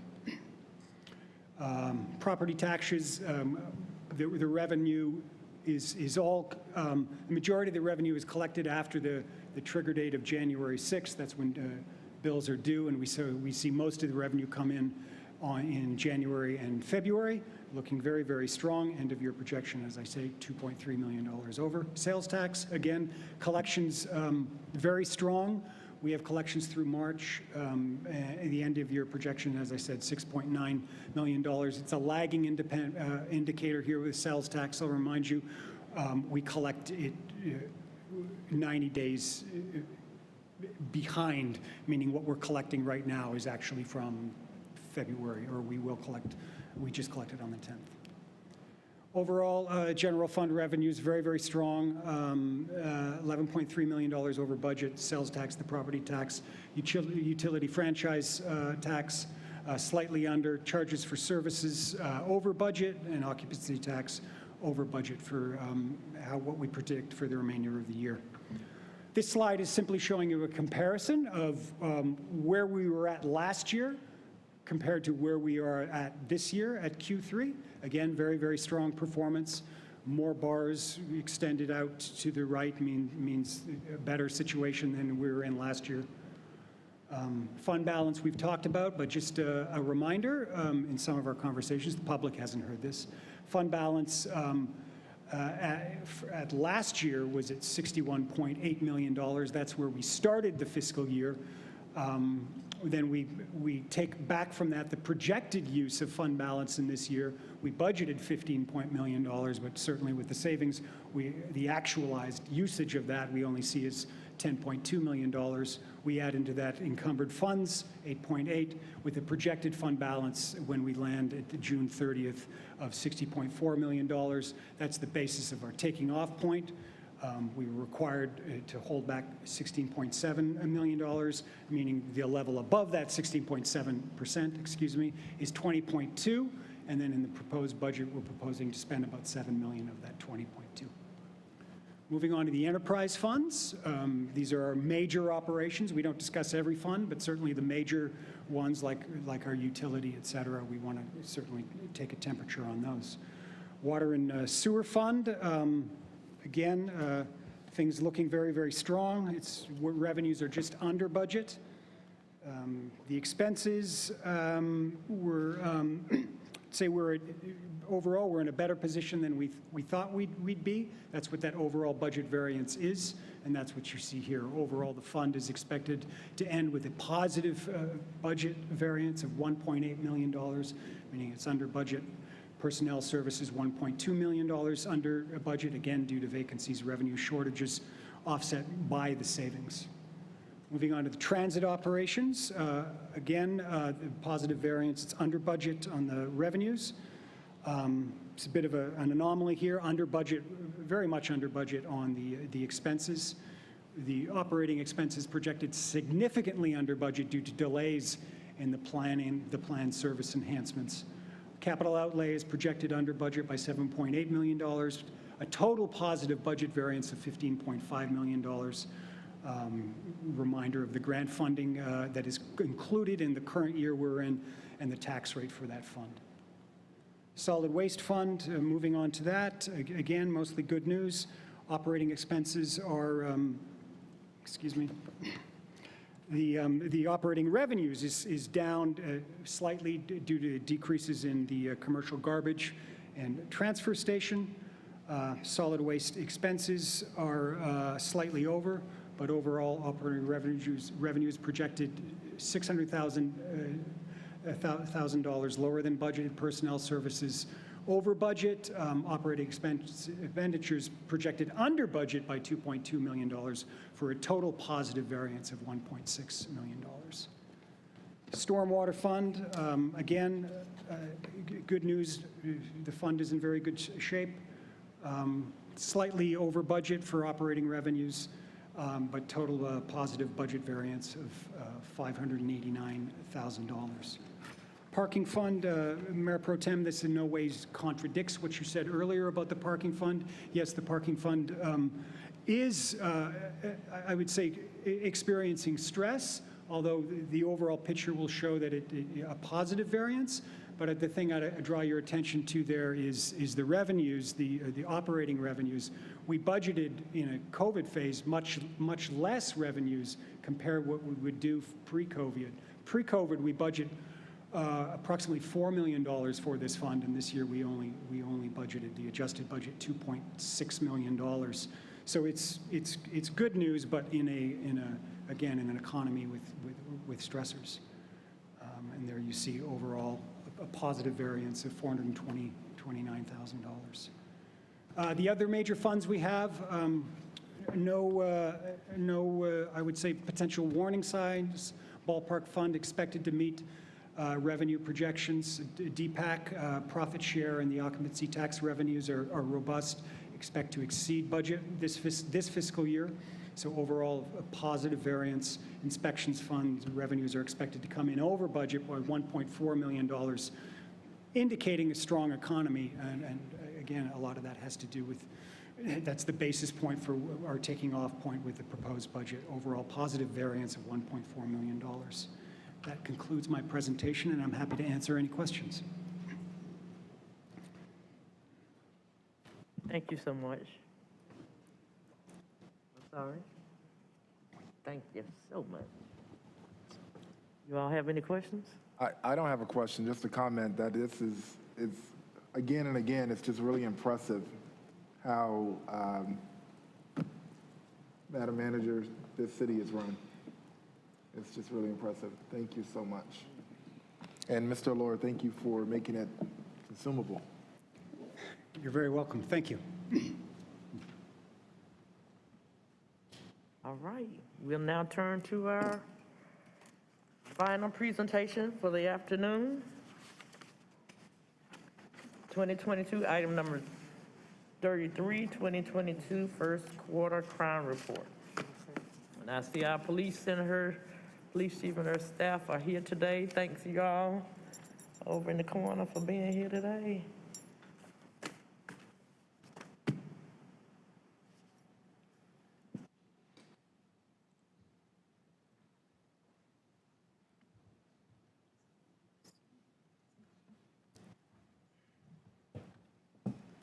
All right, Captain Packard is here to make sure I don't mess anything up my first time.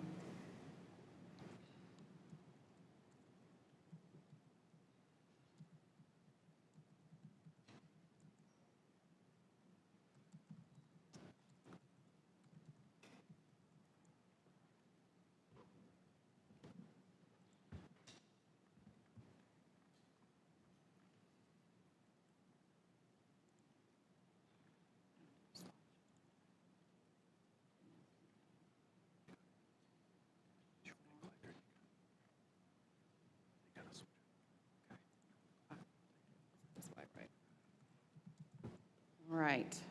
So good afternoon, Madam Mayor, Mayor Pro Tem, esteemed members of City Council, Manager Page, and the rest of city leadership and our community. Thank you for having me here today. We're going to present to you our first quarter report, and that report actually encompasses January through the end of March.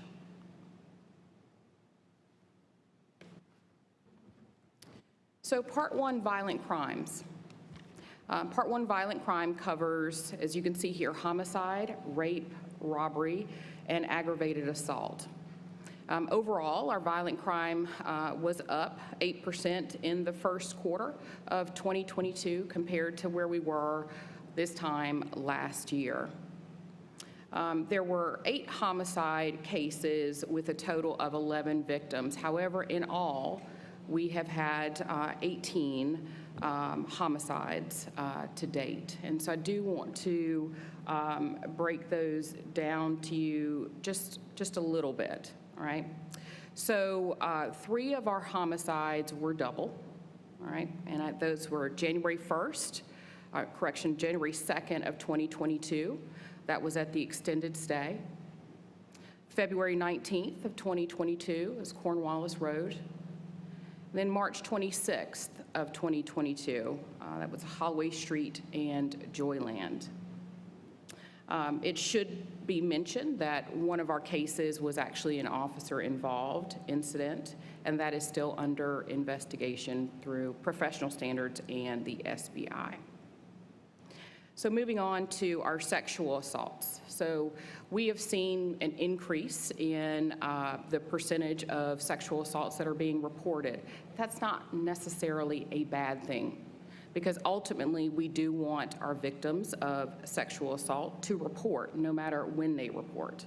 And so we want to continue to encourage our victims to come forward no matter when their victimization occurred.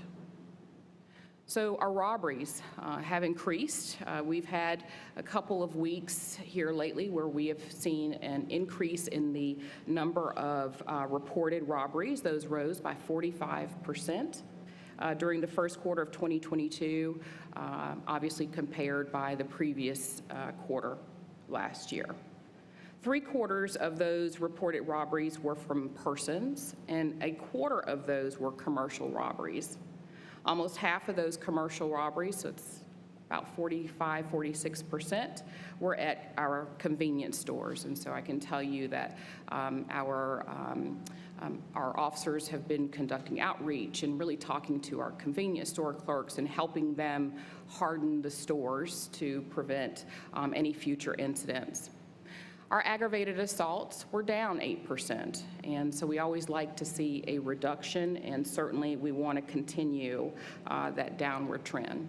Firearms, which is something that we certainly have been speaking a lot about, were used in 55% of our robberies, and so that's higher than the number or the percentage of firearms that were used in 2021. And then 25% of our aggravated assault cases are domestic-related cases. All right, so let's talk a little bit about our shooting incidents. This is kind of a constant, some constant data that we are always monitoring and certainly reporting out on. As you can see, the number of shooting incidents during the first quarter increased by 8% compared to the last quarter and of 2021. And we are seeing multi-victim firearms incidents. And so I don't have to tell you that the number of victims in some of our incidents involving firearms, our shooting incidents, we're no longer seeing a lot of single-person victims. It's multiple. And so there was a slight increase in that.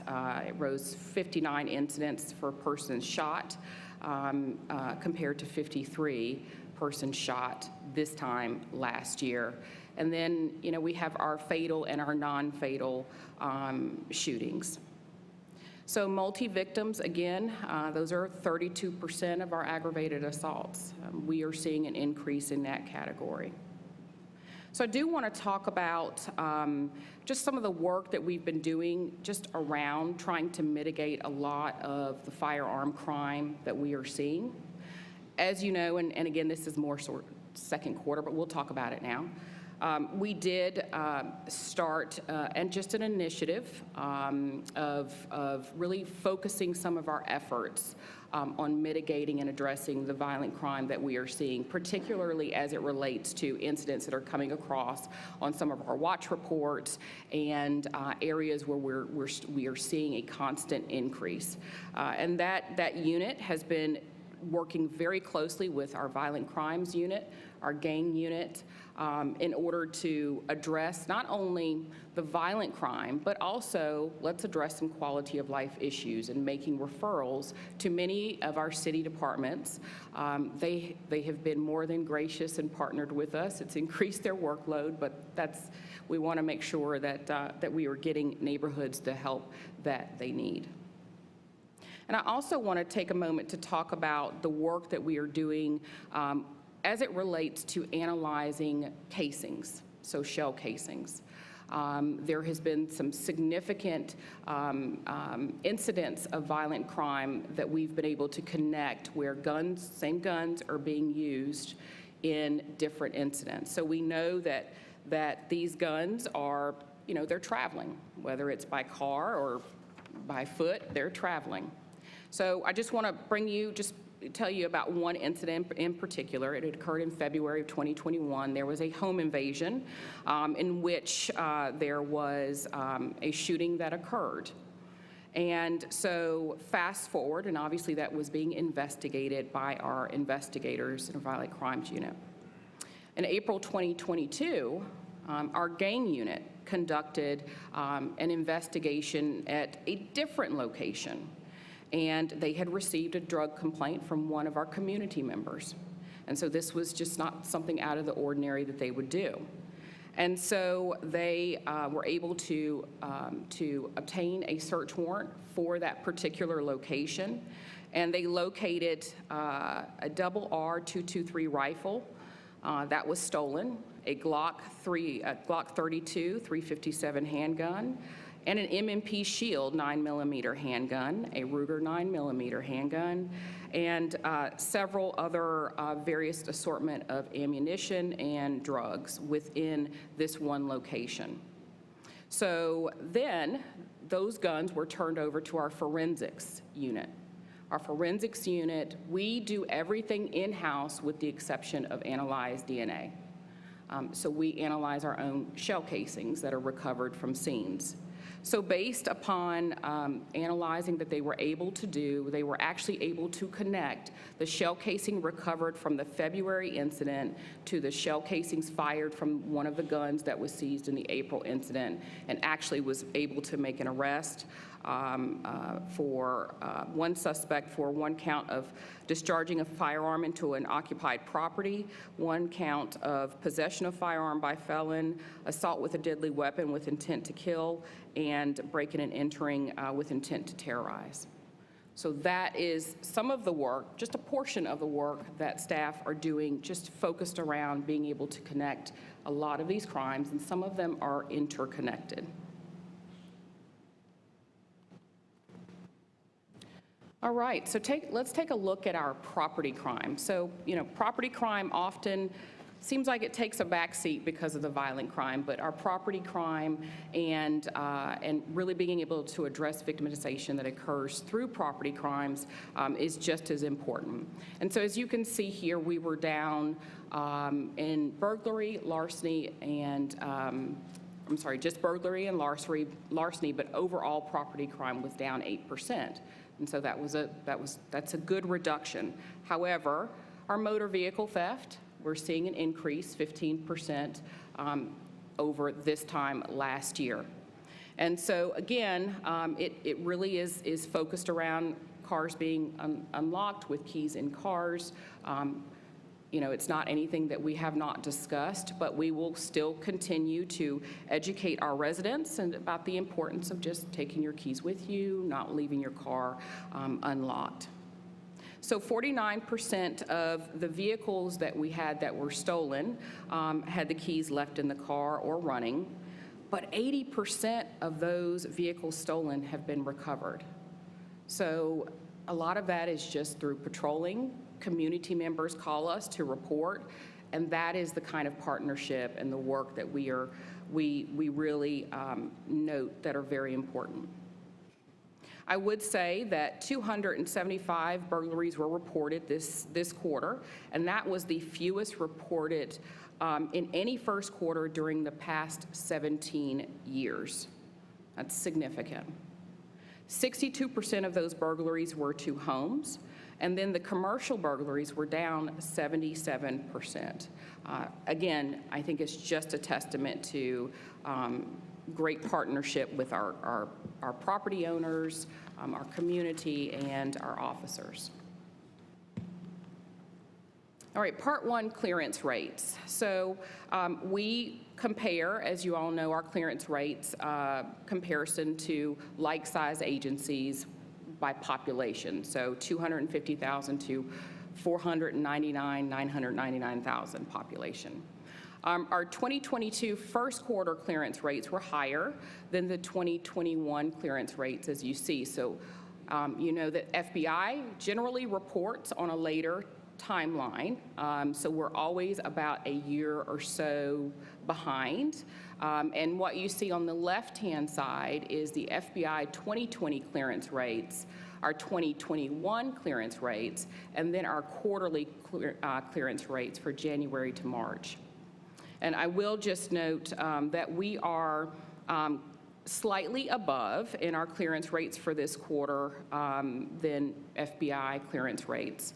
And so, we like to continue to clear our cases, but clear cases in a responsible and meaningful way. I do want to talk just a little bit about a report that came out initially at the first part of this week regarding our homicide clearances. So I think it's important that I go a little bit further into that, talk about that, and provide just further information. So it is true that we have cleared by arrest one of our homicide cases this year. But I will tell you, 70% of our cases this year, we either have a suspect or a person of interest for. So that doesn't count for a clearance, though. A clearance rate is not, we can't say we have a suspect or a person of interest, right? That's not considered a clearance rate. A clearance rate is an arrest, right? And so I will tell you that it's not easy. The work that our homicide investigators are doing, it's not easy work. 2 of those cases, we would actually be able to make an arrest if we had cooperation from witnesses. That is the only thing that we need. Many of our cases require some pretty intricate investigative work from search warrants to digital analysis to digital forensics analysis, fingerprinting. It requires that we oftentimes start from scratch and tracing people's steps and making sure that if we are connecting anyone to any kind of case, particularly a homicide case, that we've gotten it right. And, we are communicating with our family members of our victims. Any homicide investigator will tell you that they view their work as just a responsibility to be the voice for that person or those persons that are no longer able to be here to speak for themselves. And so I want you to know, and I want the community to know, that we are working tirelessly in order to bring each one of these cases, not 2 more, not 4 more, not 11, but each one of these cases to a resolution that ends up in a successful prosecution. So let's talk about our priority 1 calls for service. So this is definitely a metric we always want to track and look at because it does indicate several things, right? So for us, we had 1,955 priority 1 calls for service this quarter, during this first quarter, which was a 10% increase from the first 3 months last year. And so we can say, that's COVID related. More people are out and about, right? People are starting to move around a bit more. More people are moving to the area. So we are receiving a lot more priority 1 calls. Our average response time is up. It was 6.07 minutes, and it did not meet our target of 5.8 minutes. We are always striving to meet the target and meet our target goal. It is difficult, but we are certainly not going to relax and say, listen, it's just difficult. No, we want to create ways in which we can respond quicker to our calls and figure out why we aren't able to respond to calls under our target time. We answered 52.3% of those priority 1 calls for service in less than 5 minutes. During the first quarter of 2022, but that still did not meet our target of 57%. U visas. We are processing more U visas now more than ever. Great thing to stay busy processing U visas. And we ended up 64% of the total submitted U visas for this quarter were approved. And the ones that were not approved, we always make sure that we're communicating and letting, most of the time, those are attorneys that will file, letting them know why the U visa was not approved. We currently do not have a backlog of U visas, so as quickly as we get them in, we want to make sure that we're making it a priority to process them and get them back out and provide a response.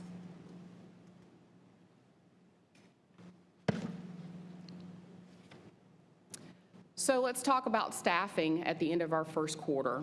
Our sworn staffing was at 82% at the end of March 2022.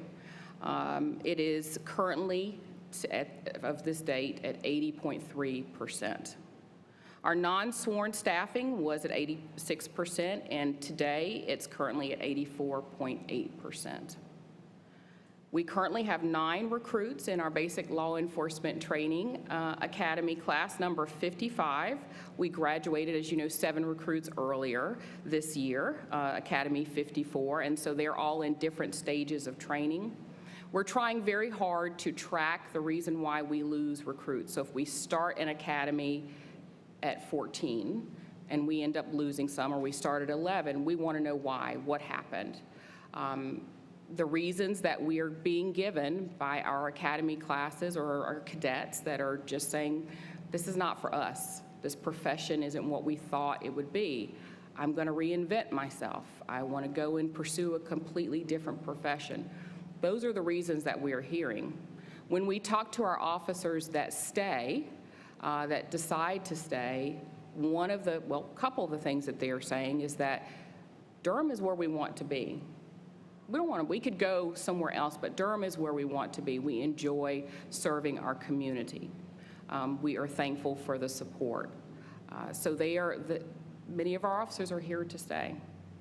I'm extremely proud of the work that staff has done working collaboratively with city leadership to really enhance our recruiting. So how we are recruiting, the compensation that's being offered, certainly the work that you all did, HR, our team did collaboratively, and you ended up approving a new pay plan, helped tremendously. That helped tremendously. So we're tracking those numbers. We also increased our signing bonus. What we realized was that our competing agencies, so some of these smaller agencies that are offering more money, they're not offering a signing bonus. And their benefits are not nearly as good as the benefits offered by the city of Durham. And I can attest to that. So we are really looking at what other story can we tell about the great things about working here for the city of Durham. And we're using that. You know that we have the 30 by 30 initiative going. We're doing several things with our recruiting unit. We just started to recruit from other basic law enforcement training academies and not, we run our own, yes. And we could afford to just run our own and recruit from our own years ago. Now we're going and recruiting from other law enforcement training classes. So we've got several folks that are coming to us to come join our ranks that are coming from other basic law enforcement training academies. The recruiting unit looked at how we were doing our physical fitness test just to start your background process. And we did some adjusting there, and we have seen the most candidates coming in to test both physical and our written test than we've ever seen. So we are testing anywhere from 17 to 20 candidates at any one given period of time, which is an increase from testing 4 or 6 before Christmas. So it's making a difference. I want to touch on this very, very quickly. So when we started the initiative, when old folks like myself were going out and getting in a patrol car, we started that back in January, and we were looking at, will this make a difference? So will adding investigators, all ranking officers back to our patrol units, will it make a difference? Staff redeveloped and kind of re-energized our telephone response unit to direct some of our non-priority calls to our reserve officers. And so here's the results. The agency's initiative that started January 2nd, during the remainder of the first quarter, there were 29,167 community-initiated calls for service. Of these calls, 6% were handled by officers participating in the All Hands on Deck or Supplemental Staffing Initiative. Another 4% were diverted to the telephone response unit. Combined, 10% of the workload was taken off of our traditional uniformed patrol officers by this initiative. And then calls, reports, right? We know a lot of reports. A lot of our calls end up in being a lot of reports. So we diverted 912 reports. There were 5,178 incident reports filed by our community members. Of these reports, 6% were handled by officers participating in the initiative, and another 12% were diverted to the telephone response unit. So that is workload that's being taken off of our patrol officers. We are going to keep it going. We're going to reassess every quarter and be able to provide you with those numbers. So this is an awesome picture. I'm very proud of it. This is just but a fraction of the women represented in the Durham Police Department, but it's a great picture. I'm very proud of it. It's our 30 by 30 recruiting initiative picture, or initiative kickoff image. And so we're really trying to get women into law enforcement. Not that we don't value our counterparts, but we know that, that women are just very, we are good at what we do. And we bring a certain voice that is missing sometimes in law enforcement. Community outreach, it's a constant. It's not just a quarter, it's a constant. Our employees continue to partner with members of our Durham community and beyond to offer a variety of activities, whether it's working with the girls' camp and really doing things for our kids through PAL unit, teaching them how to be amazing community members, even at the age that they are. The Community Services Division held its first spring break camp from March 28th to April 1st. They actually went horseback riding, which I hated that I missed, but we actually got some kids on horses and officers on horses, so that was fun. Officers continue, Community Engagement Unit, making the, building the beds with Sleep in Heavenly Peace. And there is a constant demand for the beds, so we are constantly building beds, and sometimes we just don't build enough, and we're working on that. And then other community outreach events, we have a whole list of them every single month. Walltown, we did a bike rodeo, the Venturing Bike Rodeo, the DPD Girls Camp, Grow, Inspire, Reach, Learn, and Serve. We provided many of our female residents, young ladies that live within some of our underserved and underrepresented communities that they need our help the most. We bring them in and really just spend some time with them. So here's our DPD social media page. You can follow us, like us, response, reply on Facebook, Instagram, and Twitter. And always, if you're interested in joining our ranks, please submit an application. Thank you. Thank you so much, Chief. Great presentation today. I'll open it up for questions from any of our colleagues for our Chief. Mayor O'Neill, I do have a comment or a question. On my stint of Vice President of the DSS Board, we had some issues with obtaining child welfare workers. And I remember us doing a really bad, a video, right, in terms of actually interviewing child welfare workers, kind of really talking about what they really did, and that really helped our level of recruitment. So you probably may be doing this already, but I just wanted to know, do you have something where you do have your police officers who are actually filming themselves and saying what they do? Because I'm thinking in relevance to losing some of your recruits. You know, because sometimes you don't really know, you want to do it, but you don't really know what you're getting into. But if you had something where, you know, a video, and you might have this already, a video where they're actually being interviewed and saying some of the things that they really do, what they like about it, some of the barriers about it, you know, just asking the question. I think that's perfect. I will tell you, we have partnered with WREL to create a documentary that focuses on telling the story of the Durham police officers.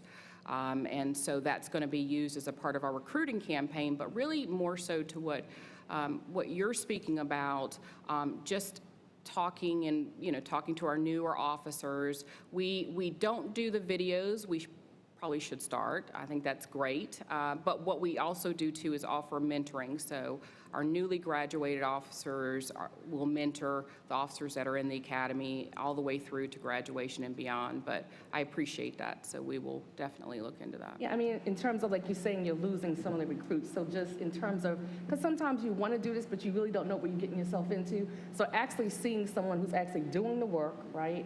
And I know it worked, you know, with us trying to do child welfare workers. And I will say my husband has done one for probation and parole years ago. He's getting ready to retire. But it does work. It does work in terms of telling people what they're really getting into.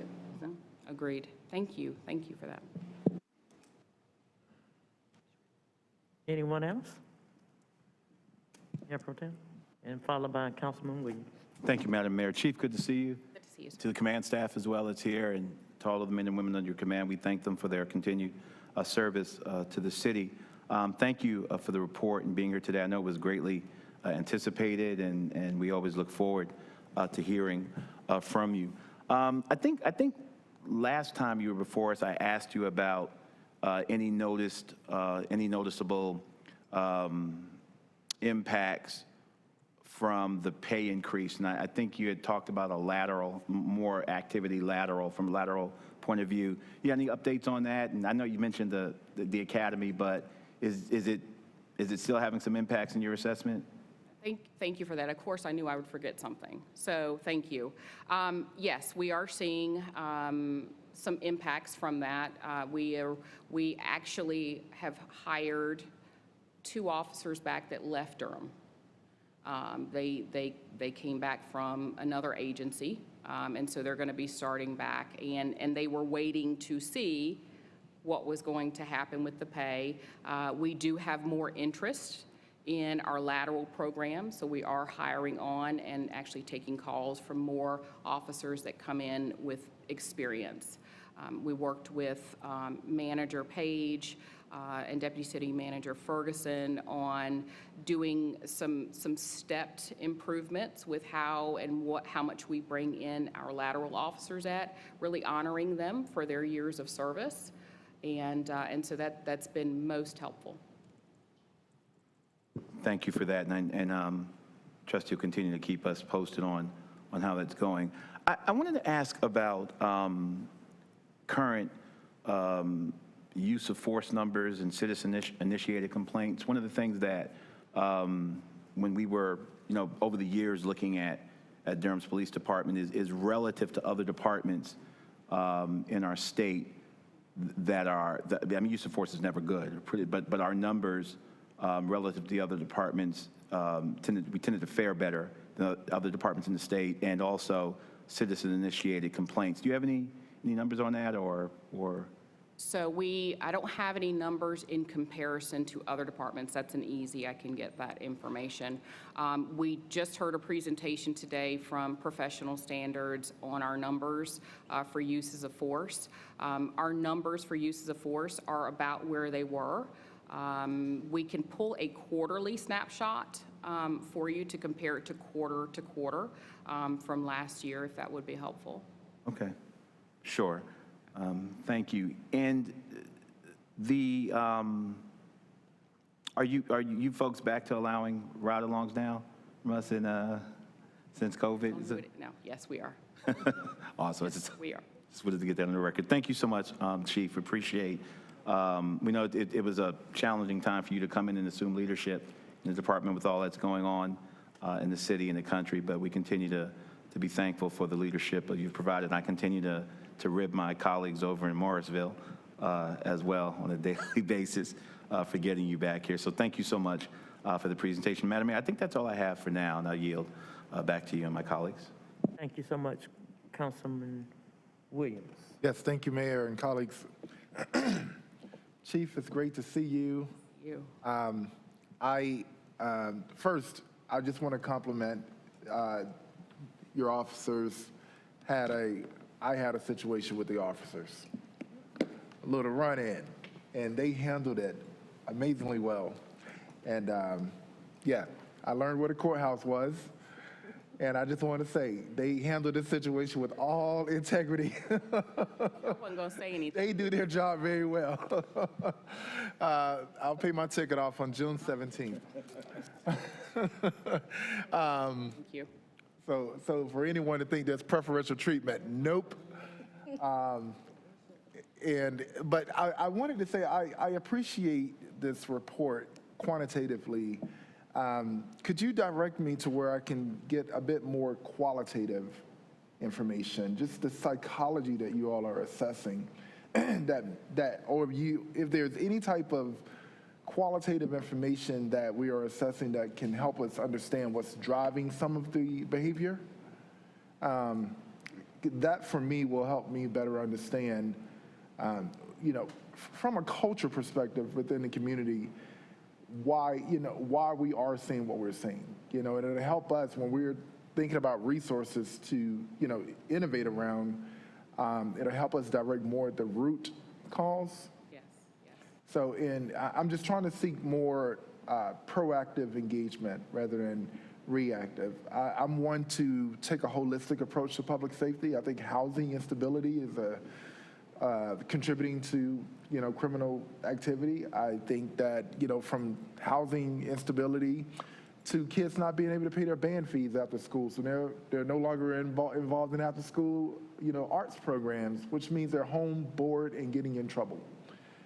So if I could, if you could just help me locate or either, just get access to that type of information, I think it'll help drive my conversations with my colleagues when we're trying to innovatively invest in public safety. Yes, agreed. We'll get you that information. Thank you so much. But thank you all. Thank you for your service. Thank you for being, you did a great job on that traffic stop too, so. Good job. Gosh. Well, your name is in the principal's office. It's not good. Sorry. He didn't say he was a council member, Nope. so thank you.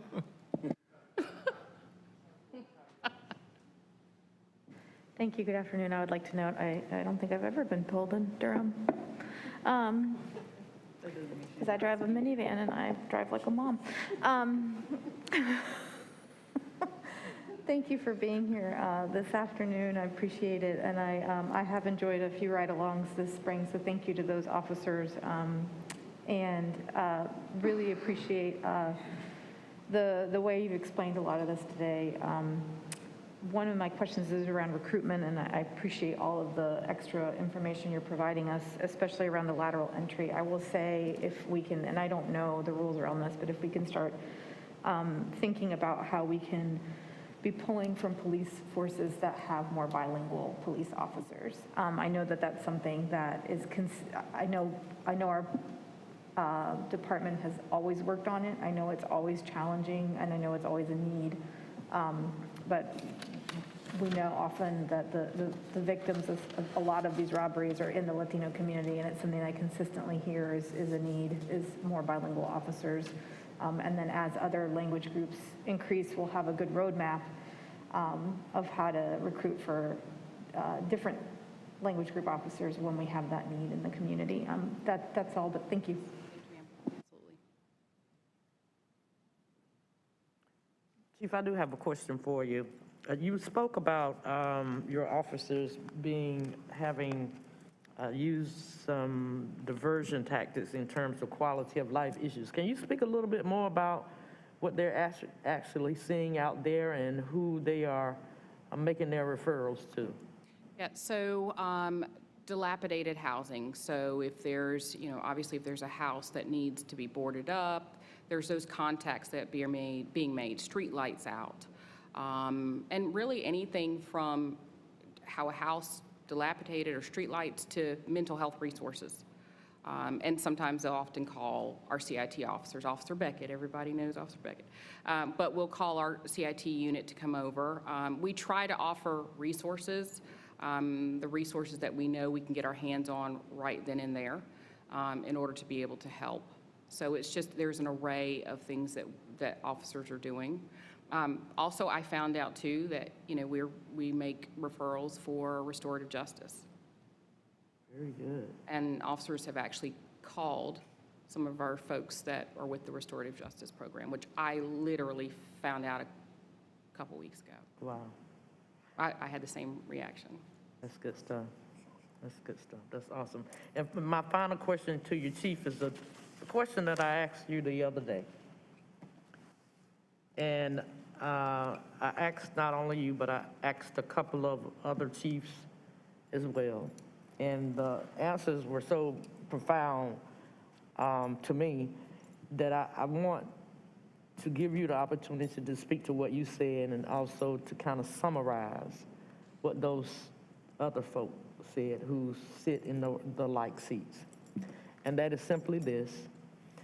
If you had a magic wand and you could wave the wand one time and get one thing that the community could do to help to make your job easier, what would that one thing be? Yeah, that was actually a really good question. I thought some of the responses were very thought-provoking. So I would say to council, the general response was just partnership, right? Being partners with law enforcement. Accountability. So one of the things that I specifically said was accountability.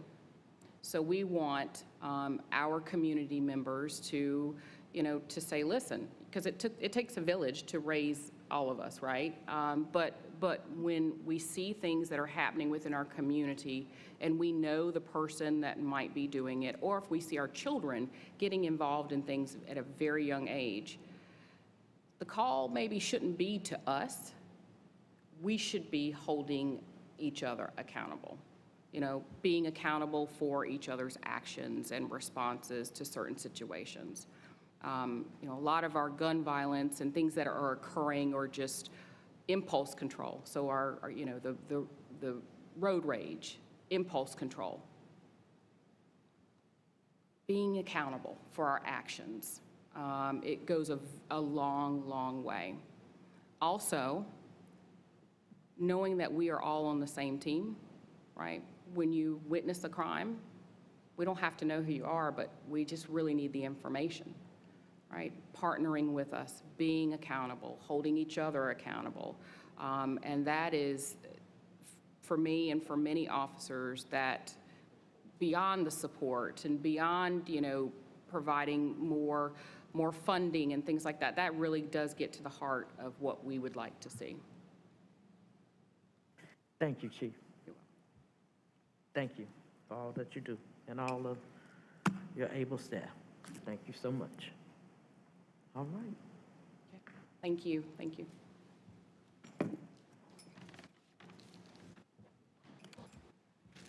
All right, we will now turn to our clerk for our boards and commissions task force nominations. Thank you, Madam Mayor and council members. I have quite a report to go into. The nominations for the following boards, committees, and commissions have been made by council. The Durham Board of Adjustment appointees, the two nominees are Jessica Major for the category of regular member seat and Michael Rutchless for the alternate seat. The Citizen Advisory Committee appointment, the three nominees are Ahmed Ali, Robert M. Brown, and Rashaki R. Furness. Amy Jones has been nominated for reappointment to the CAC. The Durham City County Environmental Affairs Board appointments, the at-large resident nominee is Quinn Chivo.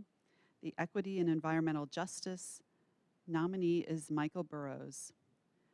Durham Cultural Advisory Board appointments, the three nominees are Carolyn Dwyer, Mitchell E. Sava, and Aya Shabu.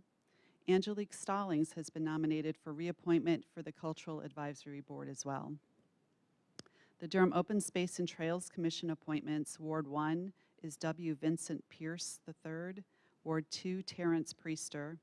The reappointment for the Mayor's DOST appointee, the vacancy has been requested to be returned to the administration for Mayor O'Neill.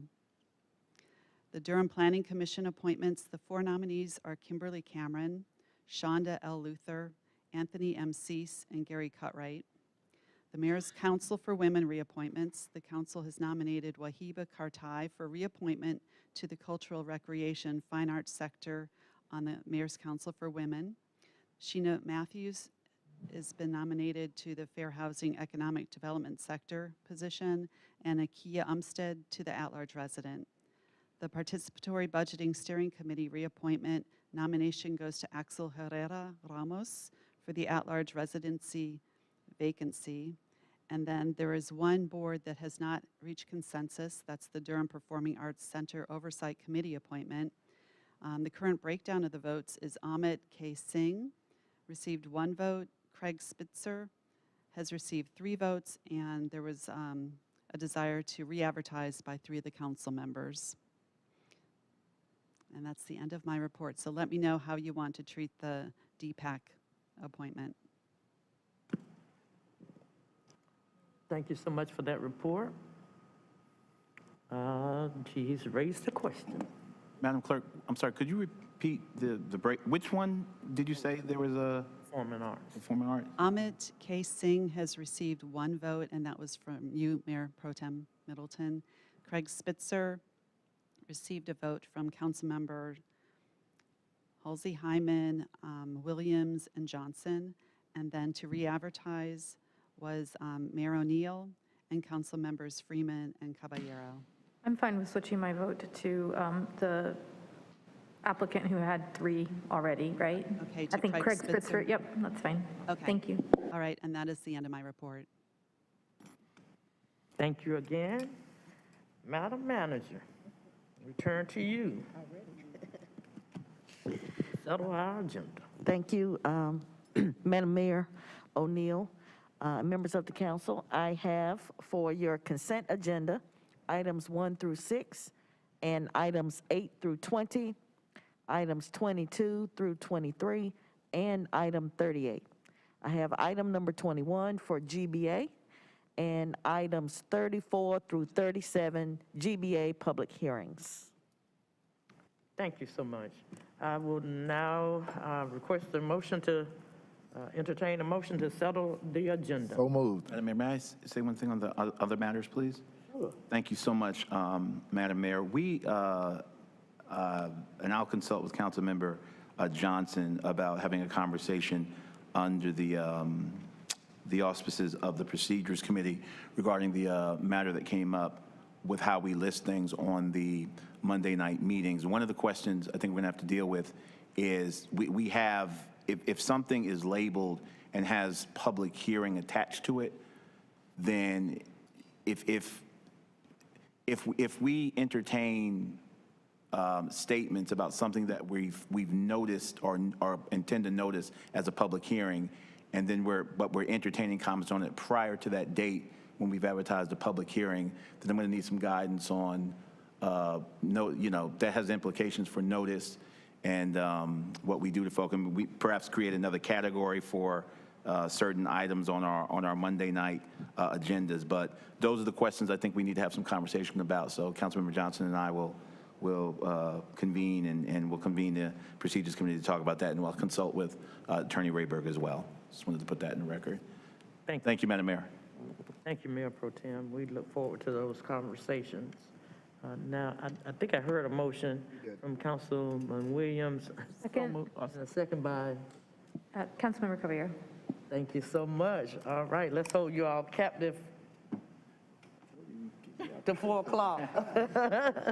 No, actually, it has been motioned and seconded, and now we will conduct a verbal aye for those in agreement that we settle our agenda. Would you sign by saying aye? Aye. Those opposed have the same right. All right, hearing none, the ayes have it, and our agenda is now settled. Are there any other items to come before the council today? No. Wow, y'all, you all did that. If not, this meeting is adjourned. Check it out at 3:20 on May 19th, 2022. Bull City Strong. And we took a picture. And we took pictures. Have a great day, everybody out there.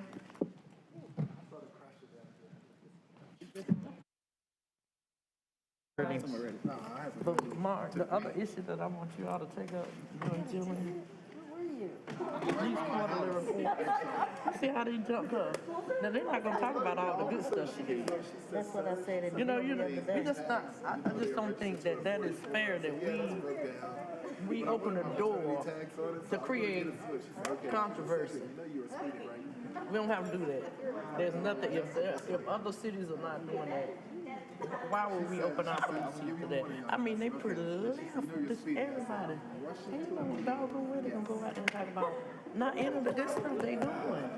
So, no. And she came back. Look, check this out. When she came back, she was like, Oh, I didn't vote for him, I don't think. What they I put what's out there, oh my God. Him and his crew were at my mother's precinct.